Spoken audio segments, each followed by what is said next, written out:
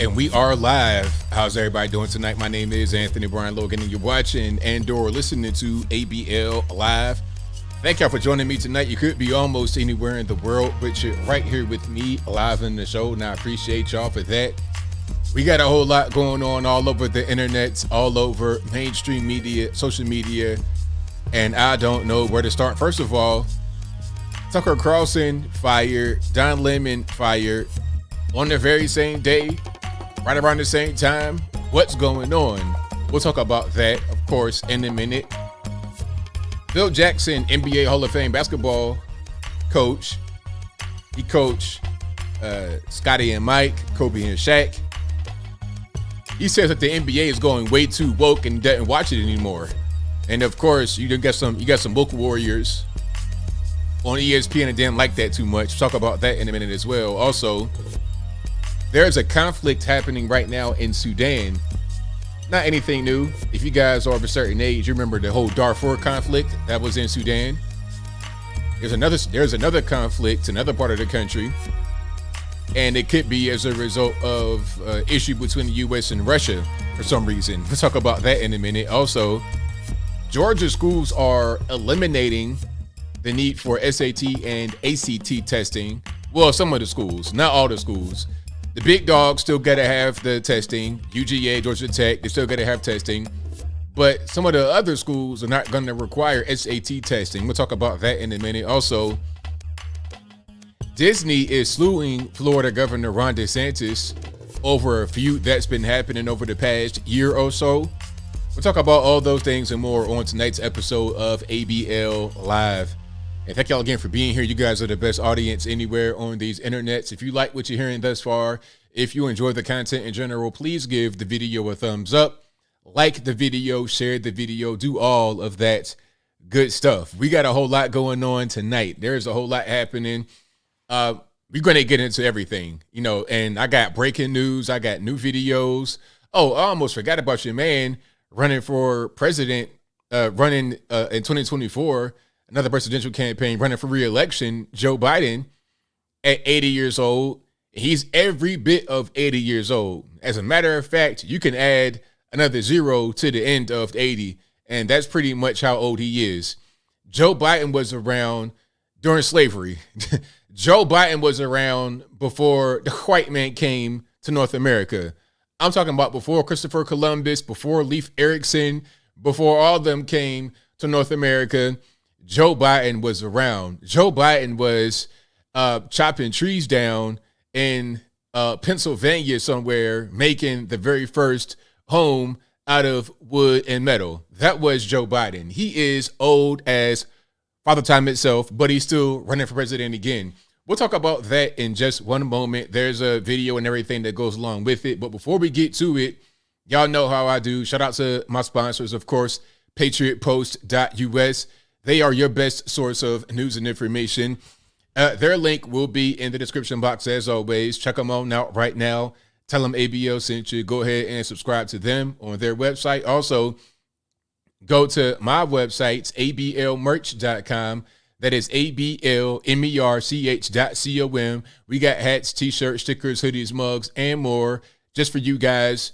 Again, ablmerch.com. If you have been, hey, keep going again. And if you haven't been, go right now.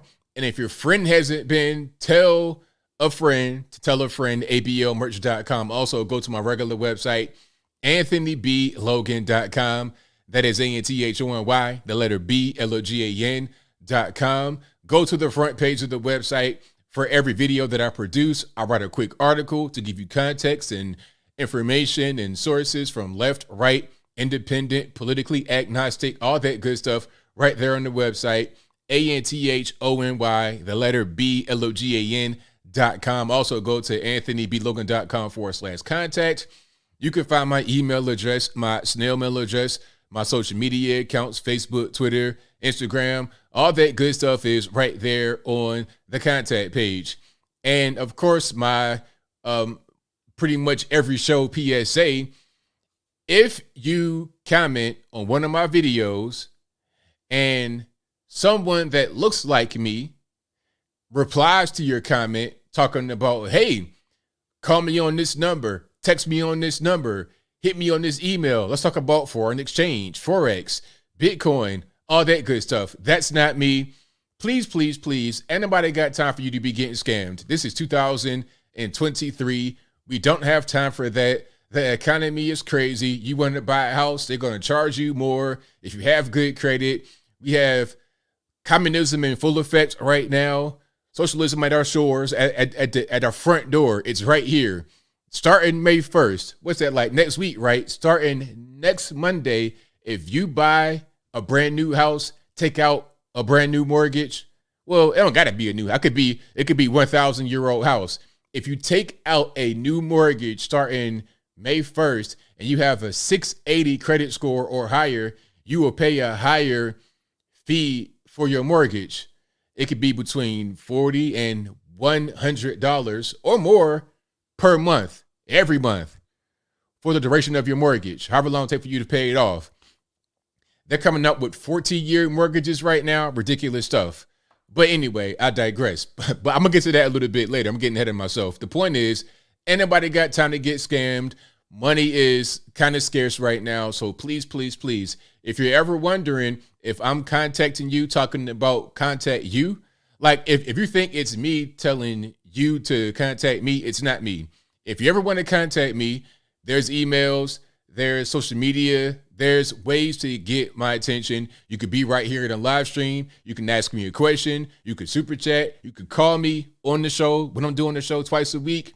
Do not contact me on some sketchy WhatsApp or something like that, because you're going to get scammed and it's not going to be my fault. And if you blame the white man, it won't matter, because the white man will not come to your rescue. So please, please, please be careful, and tell your loved ones to be careful as well. Not just on my channel, but on other channels as well.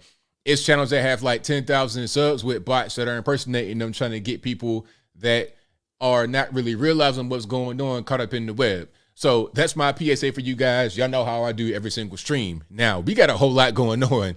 We got a whole lot happening. You know what? Matter of fact, you know where I want to start? I want to start with the whole thing about the mortgages. I almost forgot about that one. I don't think I covered that last time. Now, this is a pretty serious issue, because what's happening right now is straight up communism. Yeah, I didn't cover that last time. It's straight up communism. So check it out. Here's what's going on for you guys.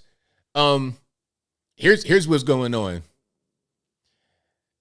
If you have a 680 credit score or higher, and you're in the process of, home buying, you're shopping around, you got a realtor, you're trying to find a place, and you land on the spot, and it's time for your mortgage, there's going to be a higher fee. I think the fee is the PMI, that's the mortgage insurance. So if you put less than 20% down, you pay this fee. I could be wrong, but I think that's what it is. Either way it goes, you're going to pay a higher fee for your mortgage. If you have an FHA loan, which is about 3.5% down on a mortgage of $400,000, that's right around $15,000 in cash. And this is a little bit of financial, I guess you would say financial knowledge, financial advice. I'm no financial advisor. If you want real financial advice, please contact somebody that knows what they're doing for real. I'm just a guy on the internet talking. But I know from my own situation kind of what it was. My mortgage is like almost $400,000. Not quite, but right around that. I had to pay $15,000 in cash down on an FHA. I could have maybe put 20% down, but I don't really see the purpose. But that's a different story. Anyway, FHA, you put in 3.5% down. That's $15,000 in cash on $400,000, right around that. So you got to have this amount of money in cash, and then when it comes time for your mortgage, you're going to pay a higher fee on top of that, like a brand new fee on top of that, for having good credit. So if this is ABL right now in 2023, and I'm buying this same house, first of all, it would cost a lot more. Houses now are $100,000 more expensive on average than they were 3 years ago when I bought my house. $100,000 more. So if my house costs $400,000 in 2020, it's going to cost $500,000 right now. So it's more expensive, and the rates have gone up. My mortgage rate is 2.75%. Now we're hovering around 7%. Good luck getting the rate about 6.3, 6.7% for your mortgage. So if you're paying $2,000 a month in your mortgage on the FHA 3.5, 400,000 mortgage, if you're paying $2,000 for your mortgage, now you're going to be paying $3,000 a month from the rate increase.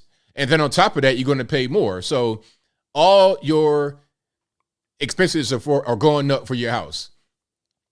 Interest rates going up, the price of the home's going up, and they're going to put another fee on top of all of that because you have good credit. And the fee is to subsidize those who don't have good credit, those who have a credit score below 680. You're considered to have a good credit score if it's 680 or higher. Now, when I was in the home buying phase, I was told that if you got a 740, 750, something like that, close to 800, 680 or higher, you have a good credit score, and they're going to charge you this higher fee. And they say the purpose is to subsidize those who don't really have good credit scores to get them into home ownership. Now, we all know what that is. First of all, that right there is called communism, socialism. When you take money from those who have it to give it to those who don't automatically. It's just wealth redistribution. It's just really unfortunate. Really unfortunate. That's what's going on. And some may say, well, this is a good thing because, you know, some of these people, they just have bad credit. It doesn't mean they can't really pay. For the most part, if you have bad credit, you're not going to be able to maintain a home for the most part. Not all the time, but for the most part, it is what it is. It's just like if you don't have a lot of income. If you don't have a lot of income, I don't think buying a home is for you. If you don't have, again, for a home of $400,000, which is probably going to be the best deal you get. I mean, outside of living in a mobile home or a roach motel, if your home is $400,000 and you put 3.5% down, you got to have that $15,000 in cash. If you don't have that in cash, you can't take out a loan. It can't be something like that. You got to have it in cash, liquid in your pocket, no loan. I think it's a federal crime to take out a loan to get the money for a down payment. I'm not really sure. But anyway, you got to have that in cash. If that's going to hurt you, don't even do it. Just rent. That's going to be the better solution for you. But some people don't have a lot of money. Their credit is bad, and they're going to get into home ownership anyway. They keep getting told these fairy tales by real estate professionals, realtors talking about, you know what, this would be a great way for you to generate generational wealth, and this is a good asset. It's going to appreciate in value. Meanwhile, they're selling you a shoebox in some random podunk neighborhood, crackhead neighborhood that won't get no better. No kind of investments coming to the city. Anyway, I'm going way off track. The whole point is they want to put people in homes that really shouldn't have them. And what's going to happen is 2008 all over again, the subprime mortgage crisis. It was the same thing going on back then. People were put into homes that couldn't afford it. The credit score is imperfect, but it's the best we have. It's the best measure upon which banks can tell if you can afford a thing or not. Can you pay these bills or not? If your credit score is 600, you are working check to check, you don't have that much money, and you try to get into a house, you're going to end up losing your shirt in the house. And the same thing happened, like I said, 2008. That was the whole thing. A lot of guys were riding high on all the money because they had so many people coming in buying up homes. It was a free for all until the crisis hit, and all of a sudden those adjustable rate mortgages and whatnot became unaffordable. Same thing here. You get into a house, realize how much it costs, you become house poor. All of a sudden you behind on your mortgage and you go belly up. You losing your house. You going bankrupt. And then here's my question. Here's my question I have. When all these houses are going into foreclosure and whatnot, who will buy them? Is it going to be a person like a regular guy like on HGTV, when they go and buy up houses in foreclosure and fix them up and flip them? Is it going to be those kind of guys, or is it going to be BlackRock? Is it going to be these corporations that will scoop all these foreclosures up and then only offer them for rentals? I mean, I'm trying to figure out what they're going to do. And the rents are going to be sky high. It's going to be a mess. At the end of the day, this is a terrible move, and it's going to be hitting your doorstep on May 1st. So next Monday, it'll be here. It will be here this coming Monday. Today is the 26th of April. So, yeah, this coming Monday, that rule will be there. So if you're in the market for a home or to buy a home, that will affect you for sure. Now, here's the thing. To be clear, if you already have a mortgage, this will not affect you. They can't go in and retroactively change your mortgage. Only thing that could happen with your mortgage is if your local taxes go up, your personal property tax, whatever it is. But beyond that, they cannot affect your existing mortgage. But if you're taking out a new mortgage, it will affect you. All because they want to get more people into the mortgage game, which again will not be to their benefit. It'll actually hurt them. It'll be to their detriment for sure. Mobile homes, yeah, man. Mobile homes are going to be something that people want. They're going to want those rather than living in Roach Motel apartments and whatnot. A mobile home, it may not be the safest when you're talking about a storm or something like that going on, but hey, it's better than living in these crazy, ridiculous apartments sometimes, you know? So it is what it is. Oh, that's something else right there. Thank you, Sometimes Friendly. Sometimes Friendly says, if you refinance, you will probably get hit with the new rates. That's right. So let's say you own a home. Now you have a mortgage and you refinance. Now, I'm not really sure why you would refinance right now. Maybe you're trying to do like some kind of equity deal, trying to get money out of the house, trying to do a reverse mortgage or something like that. I'm not really sure why you would refinance right now with the rates being what they are. Like for me, like I said, my rate is 2.75%. It would not make sense for me to refinance right now. Either I'm going to sell or I'm going to stay. Refi, but somebody might want to refi for whatever the reason may be. If you do that, you will be affected by this. If you have a 680 credit score or higher. Now, here's my next thing. This may incentivize people to not have a high credit score. Hey, man, you know what? I've been looking at that boat right there. I've been looking at this new car. I want a Scat Pack, a Hellcat or whatever. How about I just, put it on my card? Miss a payment or two ain't no big deal. And intentionally make my credit score go down. Reckless spending, not paying bills on time. People are going to do things like that. Ultimately, it's not going to be a good outcome from this rule. But what do you guys think? I was reading some of the comments on the video that I did about this. People were like, well, this is all part of the plan. They want to redistribute wealth.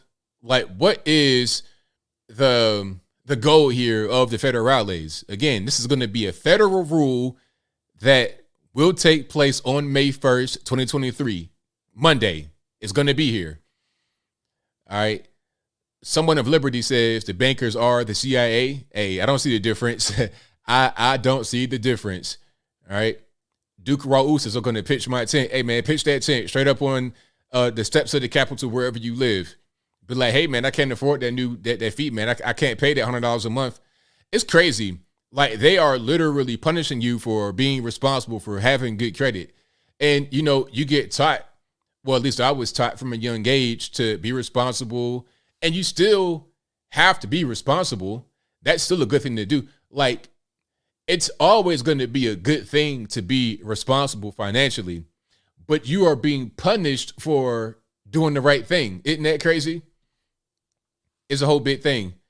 Let me see. Green Springs 1 says ABL. I just got to notice that Virginia passed a law that car insurance has to add coverage for uninsured motorists, and my monthly premiums are going up. See, that's crazy. That's totally crazy. So basically, you got the illegal aliens running around here with no licenses, no insurance, and nothing, and they're making you pay more for that. See, that's kind of what's going on right now, right? So I wonder if they're going to make that be the same way. You're talking about health insurance.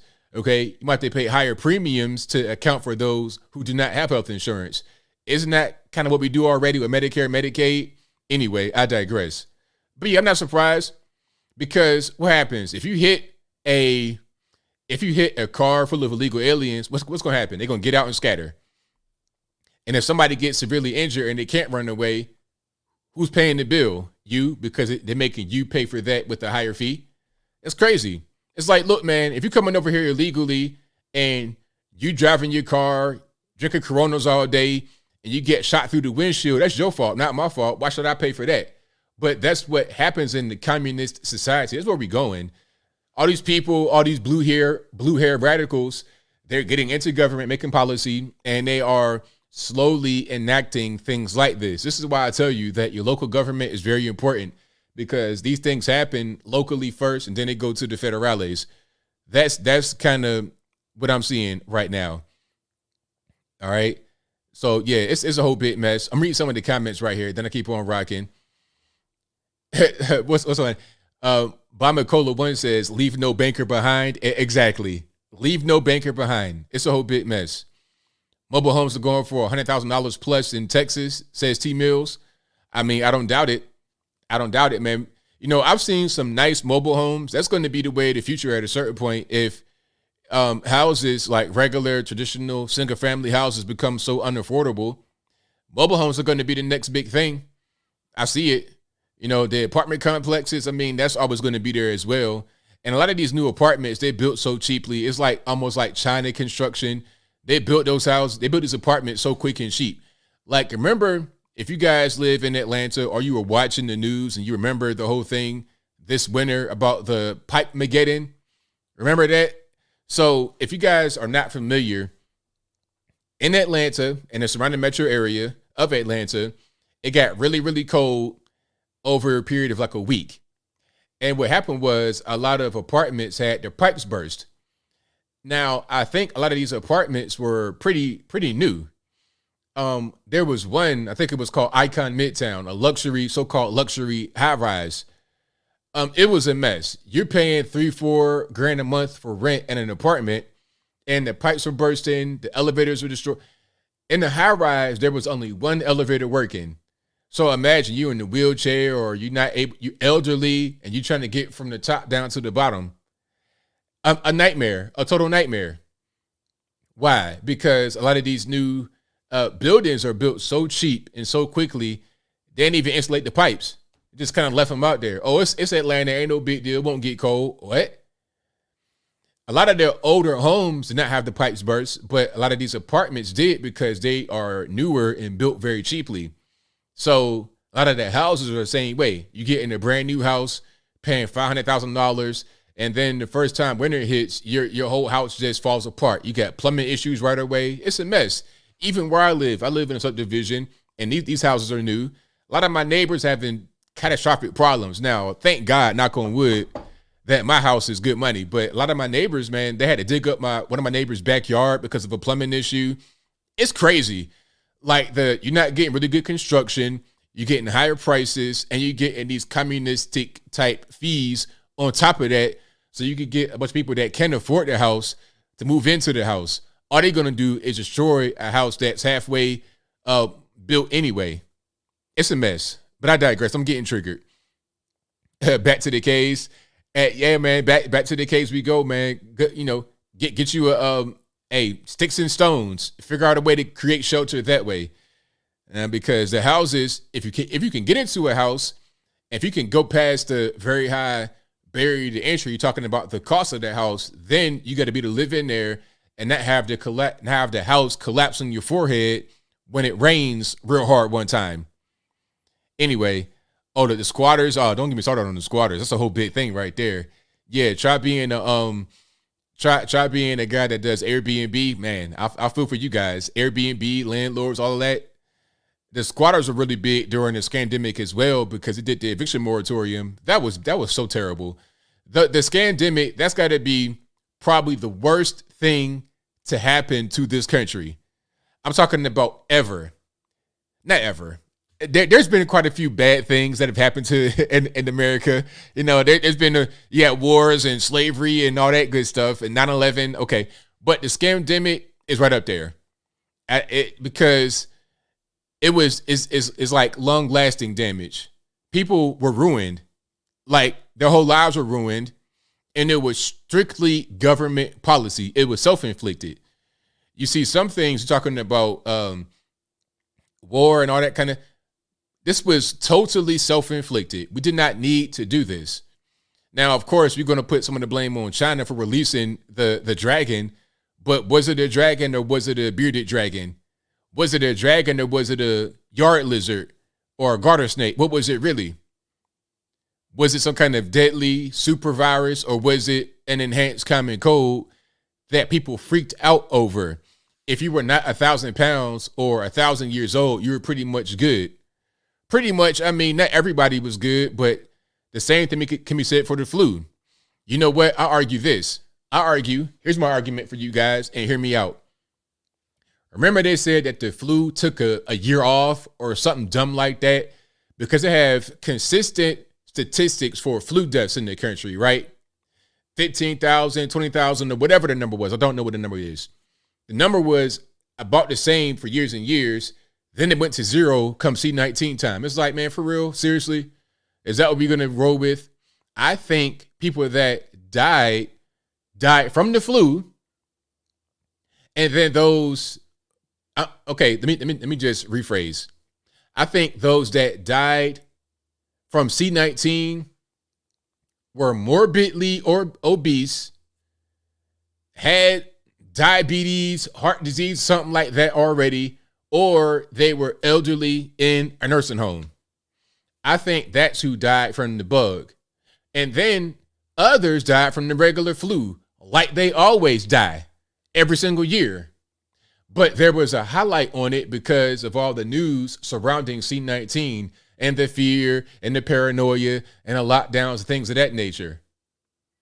I think that's what happened. And as y'all see Fauci talking about, I didn't shut anything down. I didn't shut one school down. Oh, you didn't for real? Hold on. Let me play that right quick if I can find it. And if you like what you're hearing so far, please give the video a thumbs up. Like the video, share the video, do all that good stuff. Yeah, the flu is back, huh? So the flu went to Tahiti for a while. It went on a vacation. It found itself. It got spiritual. It found God. And then it came right back to kill people. Is that what happened? The dumbest things they tell us. The dumbest things they tell us. And some of us believe it. But how dumb are you to believe a thing like that? You guys don't. You guys are brilliant. Smarter than I am. You guys are fantastic. But a lot of normies, a lot of mouth breathers out here who don't know what we know, they believe it. Oh, yeah, the flu took a little break. The dumbest thing in the world. Hold on. All right. Here we go. Watch this. Check it out.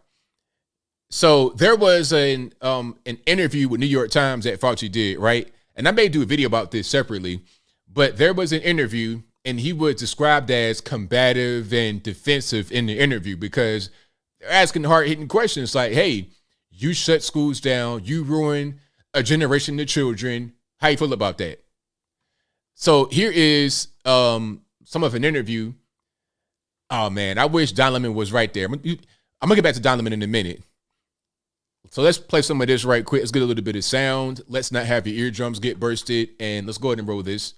This New York Times interview that you did, it really just basically looking back at not just how you handled it, how the U.S. handled it overall. You talked about being perceived as kind of the personification of restrictions. And you had this quote that stood out to me. You said, wait. So let's go back. Okay, hold on. So this is CNN. I think it's Poppy Harlow or one of them people, one of the Don Lemon's former co-hosts on the show that he got fired from. They're showing a graphic from New York Times Magazine, and the pull quote says, Dr. Fauci looks back. Something clearly went wrong. Okay, so he's admitting that he did not do a good job. He always bungles things. I'm not sure how a guy like Fauci has been able to be in the federal government for as long as he's been there. Maybe a qualification to be a federal employee is to not do things properly, because he also bungled the HIV/AIDS epidemic back in the 80s and 90s. he bungled that too, talking about if you live with somebody and all this and that, you can get it. It was a mess back then. He's doing the exact same thing right now, but what he's doing right now has an even greater area of damage. Let's continue. Perceived as kind of the personification of restrictions. And you had this quote that stood out to me. You said, show me a school that I shut down. Show me a factory that I shut down. Never. I never did. I gave a public health recommendation that echoed the CDC's recommendation, and people made a decision based on that. Now, I don't have to tell you that people who have criticized your response have seized on that comment in particular to say, yeah, you weren't directly responsible for Prattville Elementary School closing or whatnot, but because of the recommendations that came from you and other top public health officials, those are decisions that you saw school administrators make, governors make, and you understand the influence that your recommendations had on decisions like that, right? He has to, because you're talking about the federal government saying, hey, we think you should shut the schools down. Fauci, they trusted him, they believed in him. He is responsible for what he says. If he says the schools should get shut down and then there's laws created as a result of that, I mean, come on, like, be for real. Maybe those laws would not have been created if you didn't suggest it, Anthony Fauci, America's doctor. Come on, be for real. Well, that's true, Caitlin, but the point that I made in my response to the reporter in the New York Times article was that what it is that there was a personification of me as a person who essentially closed everything down. Those were public health recommendations that came from the CDC, and I have always been very supportive of the CDC because they base their recommendations purely on public health issues. And the point that I made, that as public health officials, it's our responsibility to give the public health perspective to it. The decision of how that balances with other considerations really comes from other authorities, from authorities who have things other than just the public health to be concerned about, economic and other considerations. So that's the point I was making. I was not trying. Word salad, straight up. You said shut everything down. It was your call. It was your decision. You were the guy that was the tip of the spear. You did it. Take responsibility. And you know what? If things turned out differently, if the shutdowns worked, which they were not going to work, but if they did work, he would say, yeah, I did that. I'm responsible. He would take all the credit when things are going well. But then when they go badly, when they don't go well, oh, I didn't do it. It was the CDC. They said it. I just, pretty much agreed with the CDC. No. I saw him in a documentary that I played on here a little while ago, a few days ago. Remember, he was in Baltimore and then the guy shut him down. And then you have him talking to Stephanie Rawlings-Blake on camera for PBS talking about, well, a lot of these conservative states, they don't want to shut down and we got to get everybody to shut down. You did that. You did all about the pandemic. You were on every TV station for years talking about everybody should shut down, everybody should wear a mask. You said that. You were the poster boy for America being locked down, America wearing masks, America getting the vaccine and things of that nature. And now we got vaccine injuries, mask injuries perhaps, all type of pollution from the mask. And we have kids that have missed out on years of school because of what you said. All of a sudden now, oh, I didn't do it. It's the CDC that did it. But we saw you on every single Sunday show, Saturday show, Monday, Tuesday, Wednesday show saying that we should shut everything down, wear the mask, get the vax. You did that. Trying to shun away from responsibility, we made a public health recommendation based on sound public health principles. But that's not the only issue that you need to consider when you're in the middle of an outbreak. Well, you have right. to consider a number of other things, and that's the point we were making. I think a lot of parents and teachers would say, well, yeah, the CDC, when they made these recommendations, they should have considered the effects that learning loss would have on children when they're making a decision like that. Is that something you agree with? No, I do. I believe that you have to consider a variety of other things. But remember, at the time that the shutdown occurred, I mean, you have to distinguish, Caitlin, between the crisis at the point when our hospitals were being overrun and we were stop, man. Why you got to sit here and lie, man? That whole lie about the hospitals being overrun. Remember the hospitals being so-called overrun and these nurses were doing whole dance routines on TikTok? Y'all remember that? Do y'all remember that? I'm talking about full dance routines during the pandemic. I've not seen them do dance routines anytime recently. Why? Because people are outside of their house and going back to the hospital as normal, getting checkups and getting treated for paper cuts and whatnot on their fingertips. They're back to the hospitals as normal. We're back to regular traffic. There was not some kind of overwhelming presence of people in the hospitals during the pandemic. That was a lie, a big lie. And remember, the biggest example of this was when that hospital boat went to New York. It was this big boat because, remember, we were told that they were so overrun with people, didn't have enough staff. It was just too much going on. So, okay, we're gonna send help. We sent this big boat, this big ship to New York City, right there, Hudson River. Nobody used it. I mean, you might have had a handful of people that were on it, but for the most part, it was an empty ship. Because why? Because there was no big overwhelming of the hospitals like he is trying to say right now. Why would you get on TV and lie right in our faces like this? We know that was not the case. So why do this, sir? Having cooler trucks to put bodies in because we didn't have enough room in a morgue. That's when things shut down. The real issue is, how long do you keep that shut down? How long do you keep the schools closed? And if you recall, and all we're seeing right now is B-roll footage of empty hospitals. You got nurses in there, staff in there wearing the PPE, but that's about it. Go back on many of the things I've said in a lot of interviews, is that we've got to do whatever we can to get the schools open and get them open safe and keep them open. And I've said that many, many times. But the initial decision early on in the middle of that crisis, I believe, was the right decision. How long you kept them closed. So that's the clip right there. I'm sure there's more from CNN, but that's the whole clip that I have right there. Fauci, this guy's a nut, a complete nut. I mean, man, that guy. Man, I wish he could just go away. Like, during the scandemic, I remember hating seeing him on television, and then after it was over with, and he got right back to normal life, he just kind of vanished. And now he's back in the spotlight. Like, what's going on? Is you trying to sell a book? Like, what's his next course of action? You 80-something years old. Just go away, man. These people that are so old, it's like, enjoy your twilight years. Enjoy your twilight years. There's no need to be on TV anymore trying to cop please. There's no point in you trying to cover up what you did and try to make it sound like something else. You did what you did. You said what you said. Now, either be responsible for it, face consequences, or go away. Personally, what I like to have happen is he gets sent away. Big rocks, little rocks. So that's a 2-for-1. The first thing, he's gone. I don't see him anymore. Second thing is he is held responsible for his actions. That'd be the best thing for me. But I digress. We got a whole lot happening tonight. I'm gonna get to a few more topics before I keep on going down these rabbit holes. If you like what you're hearing so far, please give the video a thumbs up, like the video, share the video, do all of that good stuff. Now, let's talk about Georgia schools. I'm getting to Tucker Carlson and Don Lemon in a minute.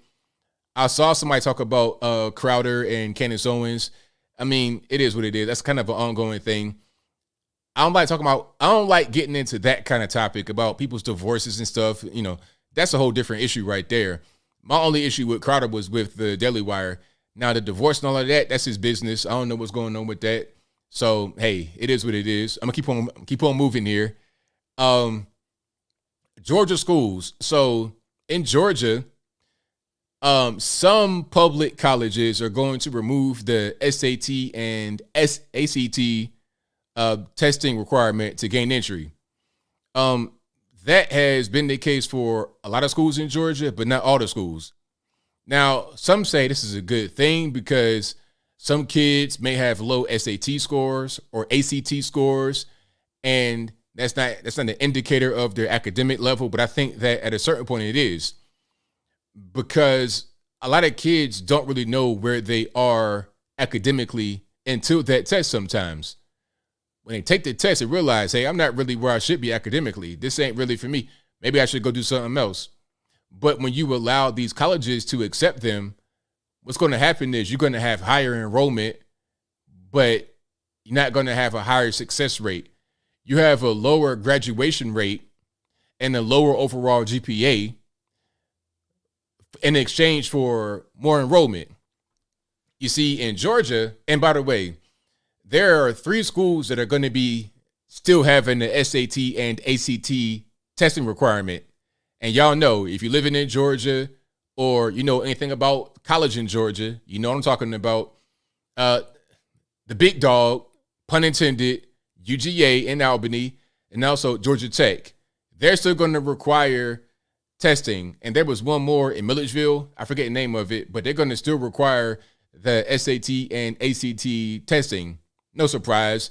You cannot be some kind of random podunk nobody going to UGA. I mean, unless you're going to be playing basketball or something like that. But beyond that, you want to go to UGA? Nah. We need you to have a good SAT score, boss. It is what it is. ACT, all of that. Same thing, Georgia Tech. You can't be some type of moron going to these schools. But some of the other schools you can go to, and there's no SAT or ACT requirement. Now, as I said, some say, well, the reason for this is we want to have everybody get opportunity to go to school because some kids don't test well, but they're good academically. But the reality is they want to increase enrollment because they get funding based on enrollment. You see, there's a formula. There's a formula. What did I say? Athens or Albany? Yeah, Athens, Georgia. I might have said Albany, Georgia. But yeah, that's in Athens, Georgia, speaking about UGA. But back to what I was saying. There's a formula that they have that that gets them that it determines funding. Part of the formula is student enrollment. If you have a decrease in enrollment, and by the way, I think college enrollment nationwide is at an all-time low. Let me see if I can find an article on that right quick. Let's see, college enrollment. Yeah, so here it is.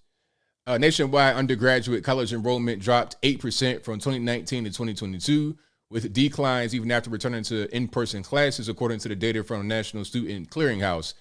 The slide in college going rate since 2018 is the steepest on record, according to the U.S. Bureau of Labor Statistics. So you have a very sharp decline in enrollment.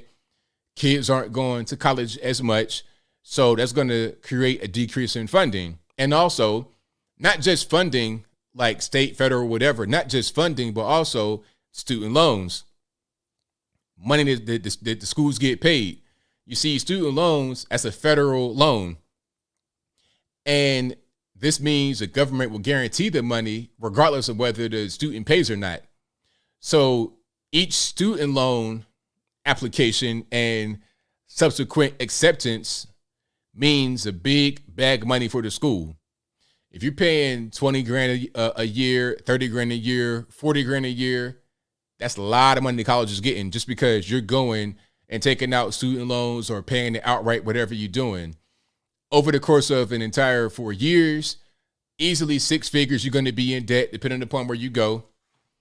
And if you have the barrier of the SAT getting in the way, then they can't get that money. And on top of that, they can't get the funding because of the lower enrollment. So they're going to increase enrollment, increasing the funding, and the direct student loan payments. That's what's going on. And of course, it's going to be the same thing as what's happening or what happened back in 2008 with the mortgage crisis. Hey, we want to get everybody into the mortgage game, including those who don't have much money and bad credit, who can't pay the loan back. So, of course, when the loans come due, people are losing their shirts, losing their jobs, adjustable rate mortgages, people can't pay. Everybody loses their shirt, loses their house. Investors, the homeowners, they all lose their shirt, lose their house. That's what happens. It's a whole big domino effect. It'll be the same thing in college. That'll make that student loan bubble that much closer to bursting. Same thing with the housing and everything else. This is a mess. These are bad policies. But like I said, it's just to get more money. And like I said, some say, well, testing is kind of outdated. Nah, some testing, it means something.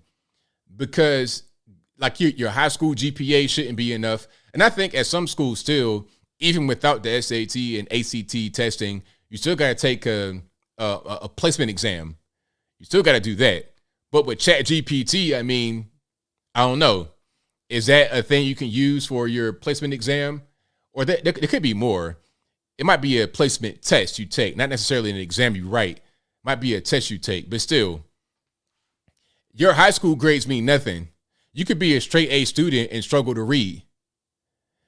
I've spoken about Augusta Fell Savage in Baltimore before, and there are a lot of schools just like that across the country. But this school stood out because it made the news. It kind of went viral, where the boy had a 1.3 GPA, a 0.13 GPA, and he was ranked 60 out of 120 in his class. He was ranked dead in the middle, 60 out of 120 in his class. He was barely going to school. If he would have just gone to school the majority of the time, rather than not going the majority of the time, he probably would have got A's and B's. If he just showed up, he probably would have got A's and B's. So if you're the valedictorian at a place like this, you probably can't even read. There are kids graduating from high school that cannot read. Now, watch this. Now, I'm gonna play some of this, and I don't play this to try and make fun of these guys. I'm not trying to make fun of these guys at all. This is the valedictorian and salutatorian at Augusta Fells. This is from last year. Yeah, last June 2022. Again, I'm not trying to make fun of these guys. These are young men, high school, soon to be graduates, or they're graduating right now during the ceremony. But just listen to what they're saying. They're trying to read the speech, and you're gonna see how bad they struggle with it. They're already here. Now it says Coppin State right there. That's the venue that they're at, but that's not a Coppin State graduation. This is Augusta Fells Savage. You see right there? Augusta Fells Savage Institute of Visual Arts. Okay? So watch this. He's going to the podium. He's going to try to read a speech.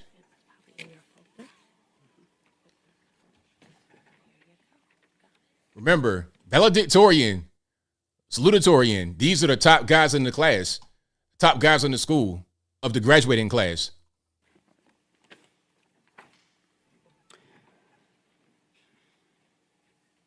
Good morning, parents, community members, guests, faculty, and staff. My name is Christian Whitaker. It is an honor and privilege to stand before you today. We are all here to reflect on and recognize our achievements over the last 4 years. We worked extremely hard to get to this point despite experiencing hardships. I don't need to read too much more. I mean, he's struggling to read basic words. Basic words. I mean, we ain't talking about like some kind of complicated lawyer speak, legalese. We're talking about really basic stuff. He's struggling to read. The valedictorian. This is what I'm trying to say. Like, grades mean nothing. It means totally nothing. And at a certain point, you got to ask yourself, it's like, what are we doing in public schools, K through 12? What are we doing? If you're graduating, he has a cap and gown on. He's graduating like this. They know really by the third grade, if you can't read very well, you're toast. You're done. Just go ahead and try to do something else. I mean, a young man like this is not totally lost, though. You could do something else. I mean, you may not be a good reader, but you might, work with your hands or do something. But academics isn't for you. So if you're going to college and you're reading like this, you're wasting your time. Do something else, because you don't have the basic skill. Okay. You could go to college later if you tighten up on your reading. Like, what was that? The guy that went to jail, the actual Rick Ross, the guy that was a drug runner in LA. He was illiterate when he went to prison, but taught himself in prison. Now, I don't suggest you go to prison for 15 years to learn how to read. So I don't know what you're going to do, man. It's not. He's not hearing impaired. It's not a hearing impaired school. This is Augusta Fells. It's like a charter type of school in Baltimore. Okay, this school is the same school where the boy went to, had a 0.3 GPA. There's a lot of schools like this. These hood schools. There's a lot of schools just like this. Downs, no. Okay. Matter of fact, there's one more boy. I'm gonna show you, because you hear his voice. You're like, is he deaf or something, or Down syndrome? No. He's just struggling to read. Here's the next boy right here. Check him out. It'd be the same thing.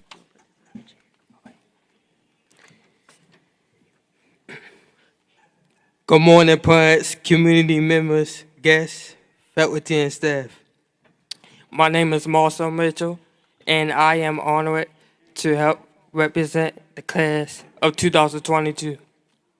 I am incredibly proud of us all that we made it here today. Today, I want to speak to you about becoming an adult. We are passing from childhood to adulthood, and if we are faced in the right direction, we will go far. So I'm saying, like a lot of kids just like this. You know what? I heard a story from a friend of mine. Shout out to her. So where I live out here in Chattanooga, you have schools like this. I won't say nobody's name or the school name or nothing like that. I ain't trying to put nobody out there. But the friend I know said that she was at one school where it was better. The kids had more education. They understood certain things. She goes to the hood school, the real bad school, and she's in a class where it's algebra time, right? And the teacher is having a hard time teaching algebra to the kids. They don't understand. This is high school. This is like 11th grade. The teacher is trying to teach algebra to the class. One girl gets up. Why they gotta add letters? How we gonna, don't make no sense. Stuff like that happens. I mean, and if you're 18 years old, 17 years old thinking like that, then it's like, okay, why are we trying to go to college? Why are we trying to go to college? And these kids might not even know that they are behind until SAT time comes and they get the lowest grade. And they don't even understand. They don't get it because they've been in this environment where everybody's like that.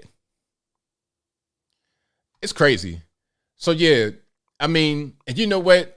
Okay, before I move on, I just want to say why that happened, why you saw that performance. Again, what I just showed you in that video was two boys trying to read basic stuff on a sheet of paper.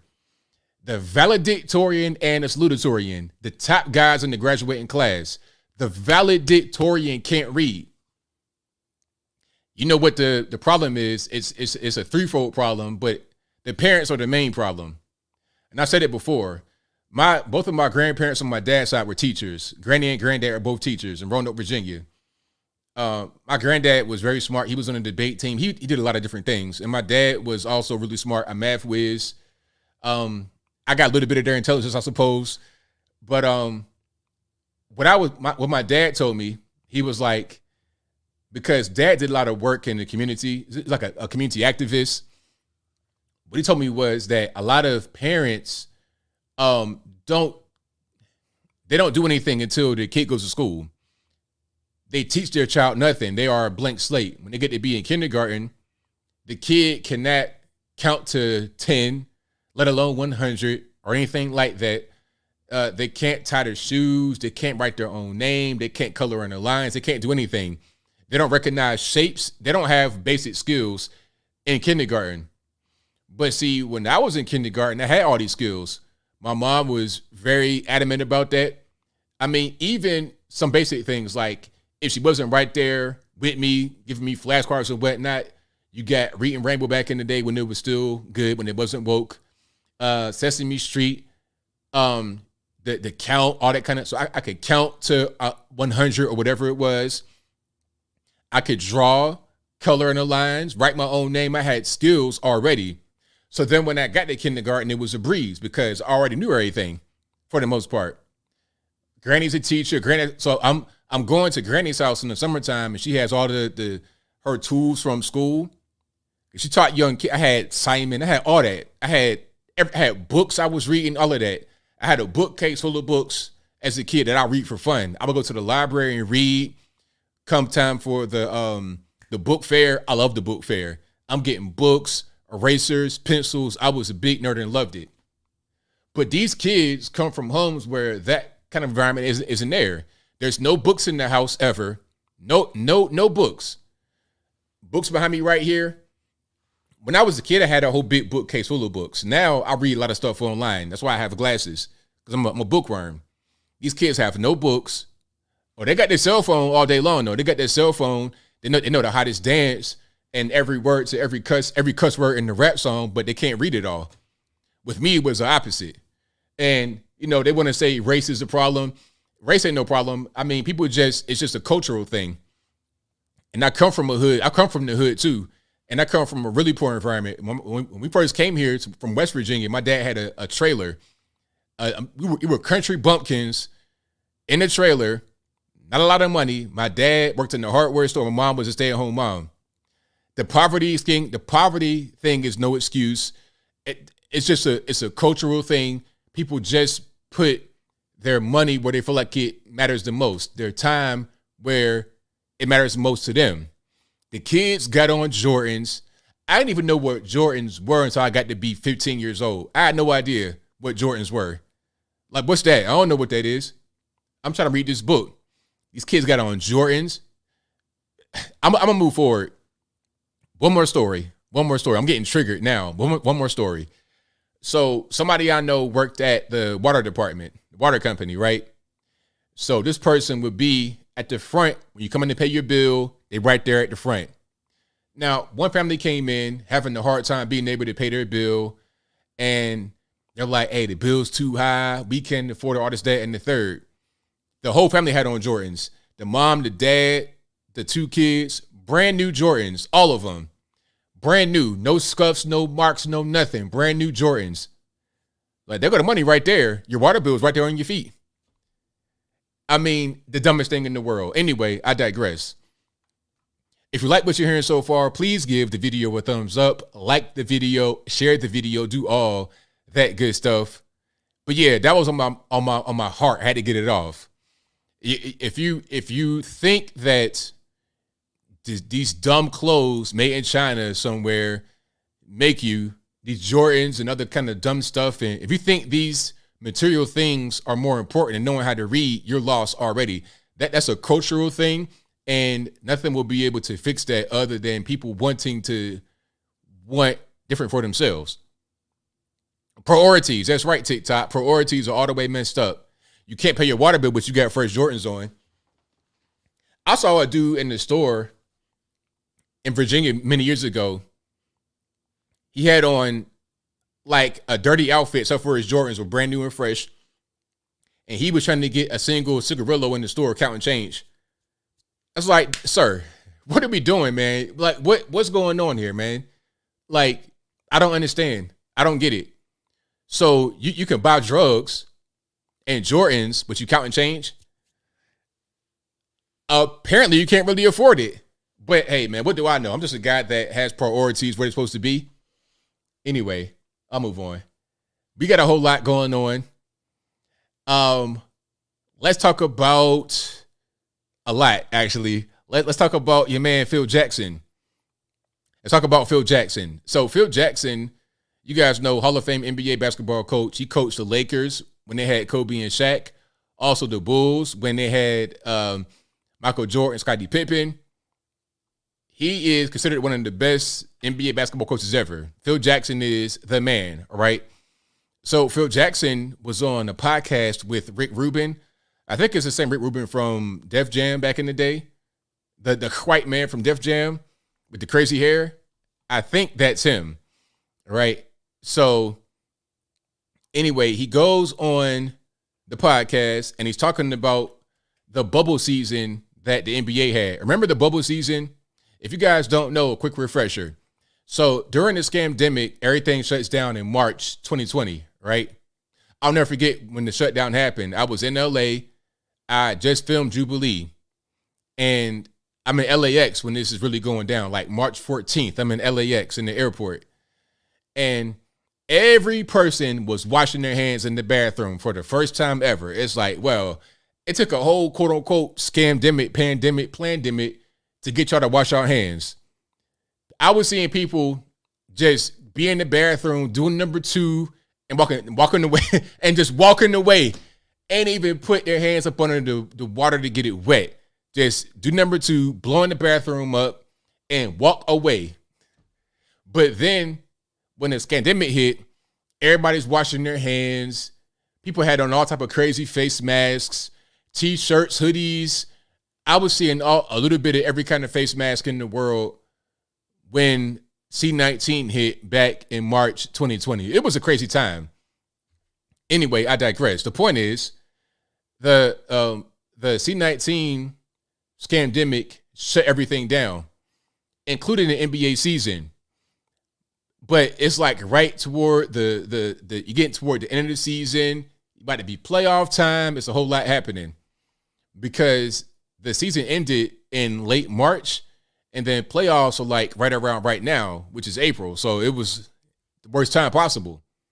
So they were gone for a while, and they came back in July of that year, or June or July. In the summertime, they came back. But normally they'd be wrapped up by, I think, June with the finals. Anyway, what they did was they had a bubble where some teams that qualified will go down to Orlando, Florida, and play all their games in one place. Rather than traveling, being on the plane and whatnot, they play all their games in one place to reduce C-19 spread and coverage.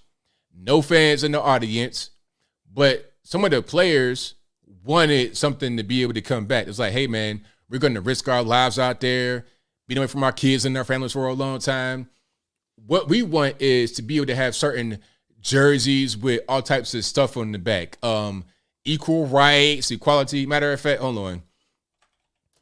I got to show you guys these jerseys. I showed some of them in the video, but I'm going to show some more here. Let me see. I got to show some of these. Oh, yeah. Here's the one I showed in the actual video, but there was more. Guys had all kind of stuff. Guys had special different languages. It was a mess. It was Tower of Babel for real. It was crazy. And then the basketball court had a message on it as well. Let me see if I can find that right quick. Oh yeah, here we go. Here we go. Okie dokie. Yeah, so I got a few images for you guys. So this was an example. They had on Black Lives Matter shirts, and then these guys have on jerseys that say their name on the back.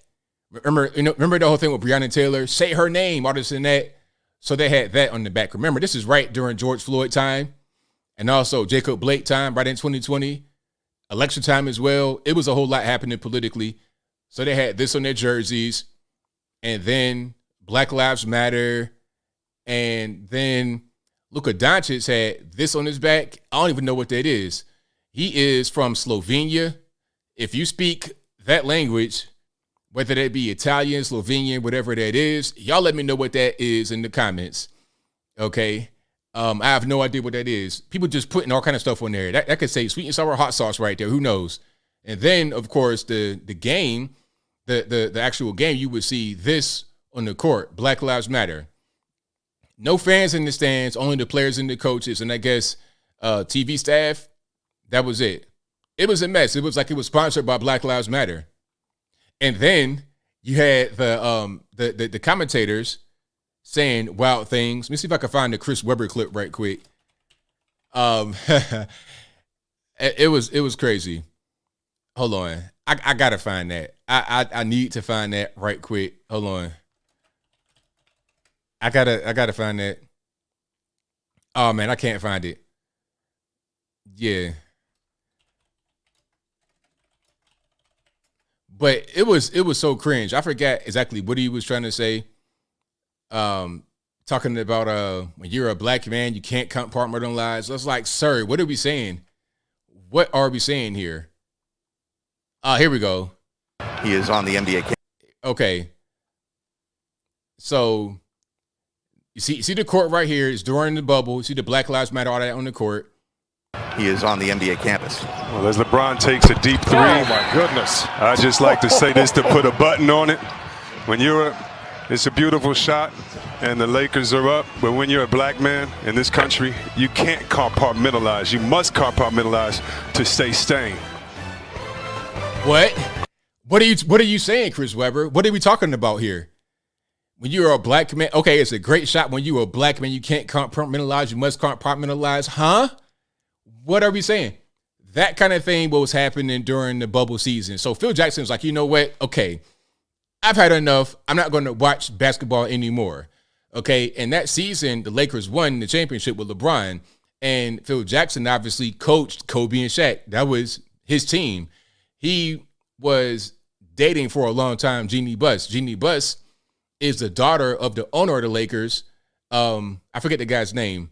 Jack Buss or whatever his name is. Anyway, he was with the owner's daughter for many years, coached Kobe and Shaq, Hall of Fame basketball player, and didn't even watch Lakers win the championship because it was just so much woke, ridiculous nonsense going on. Okay, so much. I don't know. I have no idea what he's talking about. Kai Sparsimans, I have no idea what he was talking about. If you know, y'all let me know what he's talking about in the comments below. But anyway, so Phil Jackson's like, you know what? I had enough. And he made a few comments. Let me see if I can pull it up right quick. And if you like what you're hearing so far, please give the video a thumbs up. Like the video, share the video, do all that good stuff. Check it out right quick. So this is from the podcast. Do you still watch a lot of basketball or no? I don't. Tell me about that. When and did you stop immediately from the time you stopped coaching? No, I didn't. I watched some of the game evolve and decided, and they went into the lockout year and they did something that was kind of wanky. They did a bubble down in Orlando, and all the teams that could qualify went down there and stayed down there. No audience. And they had things on their back like, Justice, and I made a little funny thing like, Justice just went to the basket and Equal Opportunity just knocked him down. And somebody, I had another name for a guy who has jersey in the back of a jersey, had some other slogan. So my grandkids thought that was pretty funny to play up those names. So I couldn't watch that. And the Lakers won, actually. They won that year. And do you feel like it just made little of the game, like it made it like a sideshow? What do you think it was that turned you off? Well, it was. They even had slogans on the floor, on the baseline. It was catering. It was trying to cater to an audience or trying to bring a certain audience into play, and they didn't know it was turning other people off. People want to see sports as non-political. Exactly. So what Phil's saying here is right on point. What he's saying is on point. I mean, I was surprised that he came out there and said it because a lot of guys, sports guys, they kind of want to stay away from the politics or like, even if you feel that way, keep it to yourself. You don't want to say too much. But what he said was right on point. I mean, a lot of guys that I know were like, you know what? I can't watch it anymore. Now, I love basketball. I'm sorry. I can't.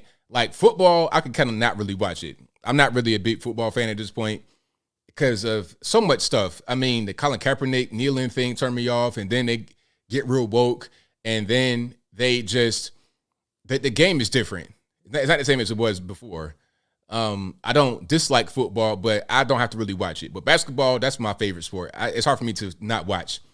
But I understand why guys don't want to watch because of dumb stuff like what was going on during the bubble and what's happening continuously with the game, and it degrades. It's like you got guys who just want to shoot threes all day. The game ain't the same anymore. So I get why a lot of guys don't want to watch it and why the bubble turned them off. But your man, Jalen Rose, former NBA basketball player, now ESPN, wokester, ESPN. I don't know what it is about ESPN or Disney that makes guys just get real woke, but that's what happened. Let me see if I can get that clip right quick. Yeah, because Jalen had blocked me. Jalen, unblock me, Jalen. Like, what did I do, man? I didn't even do anything, man. Just unblock me. But hold on. Here we go. Let's play it right here. This will work. You can't make this up. Hall of Fame coach and 11-time champion Phil Jackson claims to have stopped supporting the NBA because it became too political when it went into the bubble and was catering to certain audiences by putting slogans on the back of jerseys and Black Lives Matter on the floor. The same Phil Jackson that won championships with some of the greatest black athletes in the history of the game. Michael Jordan, Scottie Pippen, Shaquille O'Neal, Kobe Bryant, made millions on their backs and off their sweat equity. You're sitting up watching a game with your grandkids and y'all think it's funny when justice passes the ball to equal opportunity? Yeah, I think it is. It's funny. When somebody shows you who they are, believe them. So stop watching forever. You can't make Stop watching forever. It's like, come on, Jalen. Like, what are we doing? And I don't know what I did, but Jalen Rose blocked me. So, like, I'm going to show you what's going on right here. Watch this. If I try to go to his page, it says, you're blocked. You can't follow or see Jalen Rose's tweets. I don't know what I did. It must have been something I said. I don't know what happened. But I see that quite a bit. Like, I will go to a page I've never been to before, never said anything about it, never interacted, and then I realize I'm blocked. It's like, well, you must have been watching, but I didn't say anything to you, sir. Don't get so triggered and butthurt. I don't know what it is about ESPN, ABC, Disney that makes people go woke and crazy. Like Keith Olbermann, all these people. I mean, Keith Olbermann is a mess. But anyway, that's that. So I think what Phil Jackson said is right on point. And a lot of you guys were saying that the NBA is more woke than the NFL. Maybe you're right. I'm not trying to doubt what you're saying is correct, but I just love basketball too much. I just can't let it go. It's like, you know, these 800-pound people that want to eat cookies all day. It's like, well, you know you're 800 pounds, and if you put the fork down, push the plate away, you might lose some weight, but they love the food too much. They'll keep on eating it. That's kind of how I am with the NBA. Maybe one day when they keep just jacking up threes and missing them all the time, I might stop watching it. But right now, I watch basketball more during playoff time. Regular season, it's like, playoff time, let's get money. Let's go ahead and do it. But if you like what you're hearing so far, please give the video a thumbs up, like the video, share the video, do all that good stuff. And by the way, somebody said in the comments that Luka Doncic's jersey said equality and curation. I'll put it up on the screen right quick if you had forgot it, if you didn't see it. So that's Croatian. That's interesting. He's Slovenian, so why is that in Croatian? Is he an ethnic Croat? Like, I don't know what's going on. Y'all let me know what's happening in the comments. I know it gets kind of complicated down there in that part of Europe, so I don't know too much. Anyway, we got a whole lot happening here. There's a whole lot going on. Where do I want to go next? Do I want to go to our guy? Do I want to go to our guy, Tucker Carlson? Let's go to him because, matter of fact, I have a brand new video that just came out. I started my stream and I saw the video on my timeline, so we're going to play that. I've not seen it. You're going to be watching with me first time. It's like a 2-minute video, and we're watching it for the first time together. Let me get it up on the screen right quick, and then we will go ahead and just get straight into it. All right. So here we go. The caption just says, "Good evening." And he put it out 8:01, literally 8:01 p.m. right now, today. And it already has 2.6 million views. Let's check it out. Good evening, it's Tucker Carlson. One of the first things you realize when you step outside the noise for a few days is how many genuinely nice people there are in this country. Kind and decent people, people who really care about what's true, and a bunch of hilarious people also, a lot of those. It's got to be the majority of the population, even now. So that's heartening. The other thing you notice when you take a little time off is how unbelievably stupid most of the debates you see on television are. They're completely irrelevant. They mean nothing. In 5 years, we won't even remember that we had them. Trust me, as someone who's participated. And yet at the same time, and this is the amazing thing, the undeniably big topics, the ones that will define our future, get virtually no discussion at all. War, civil liberties, emerging science, demographic change, corporate power, natural resources. When was the last time you heard a legitimate debate about any of those issues? It's been a long time. Debates like that are not permitted in American media. Both political parties and their donors have reached consensus on what benefits them, and they actively collude to shut down any conversation about it. Suddenly, the United States looks very much like a one-party state. That's a depressing realization, but it's not permanent. Our current orthodoxies won't last. They're brain dead. Nobody actually believes them. Hardly anyone's life is improved by them. This moment is too inherently ridiculous to continue, and so it won't. The people in charge know this. That's why they're hysterical and aggressive. They're afraid. They've given up persuasion. They're resorting to force. But it won't work. When honest people say what's true, calmly and without embarrassment, they become powerful. At the same time, the liars who've been trying to silence them shrink, and they become weaker. That's the iron law of the universe. True things prevail. Where can you still find Americans saying true things? There aren't many places left, but there are some, and that's enough. As long as you can hear the words, there is hope. See you soon. All right, there you have it. Tucker Carlson breaking silence. Okay, clearly not. He ain't talking about Fox and being let go from Fox, because that's going to be some lawyer action, obviously. If you guys don't know, he has hired the same lawyer as Don Lemon. Yes, he did. Tucker used to work at CNN back in the day from 2000 to 2005. He was at CNN. Then he went to MSNBC from 05 to 09. And then he came to Fox in 09 and has just now been fired this year, 2023. So 14 years at Fox, but 5 years at CNN, 4 years at MSNBC. Okay, so he's been around. There's a lot we're going to get to as far as Tucker and Don Lemon and the whole thing. The theory I put out there today about why he got fired is probably right. Probably. I have a feeling that it's right. It's just my opinion, just a thought that's out there, but it's probably right. Before we get to that theory, let's talk about this. I had a feeling also from the jump when I heard about Tucker and Don being fired at the same time that they would swap places. Do you guys think that Don Lemon would go to Fox News and Tucker would go to CNN? And here's a little bit of background about that. Do you know that when Don Lemon was in college, he was a conservative? Don Lemon was a black conservative in college. He was. But over the years, he's changed into more of a liberal person. But when he was in college, he was conservative. He voted for Reagan. Don Lemon voted for Ronald Reagan in the 80s. Yes, he did. He sure did. But now he's super woke. But is he woke? I heard him on CNN talking about Nikki Haley's not in her prime, talking about red pill talking points. It's like, what's going on, Don Lemon? What's happening? Do you think he could go to Fox News? Again, when he was in college, he was a conservative. Don Lemon. I heard Tucker Carlson was a Democrat for a long time, up until recently, an active voting Democrat. But then he went to Fox and became conservative. So is that true? Can you change like that? Can you go from one extreme to the next? And here's something else. If Caitlyn Jenner can be on Fox, why can't Don Lemon be on Fox? If you have two guys, right, on the same network, Caitlyn Jenner, Don Lemon, who is more conservative than the other? You tell me. Who's the bigger conservative out of Don Lemon and Caitlyn Jenner? Y'all let me know. I'm just trying to figure it out.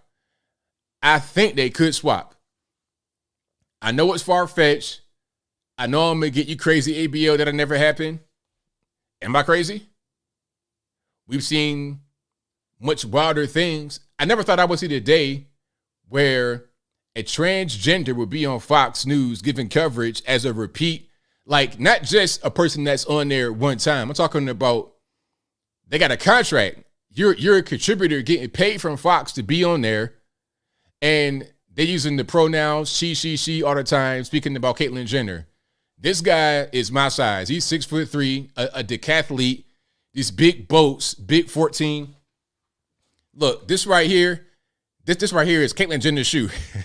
This right here is Caitlyn Jenner's shoe right here. Okay. These big boats, big size 13, 14. She, her. Okay. Still got Tukin berries, all that good stuff. Crazy voice. Hi, I'm Caitlyn Jenner. I'm Bruce Jenner. I'm now on the Fox News. I'm giving the commentary about what's going on. And I think that I would love to have Mr. Lemon be my coworker, be my colleague. We'd have a great show. We would have a great show on Fox. Me and Donna would do great.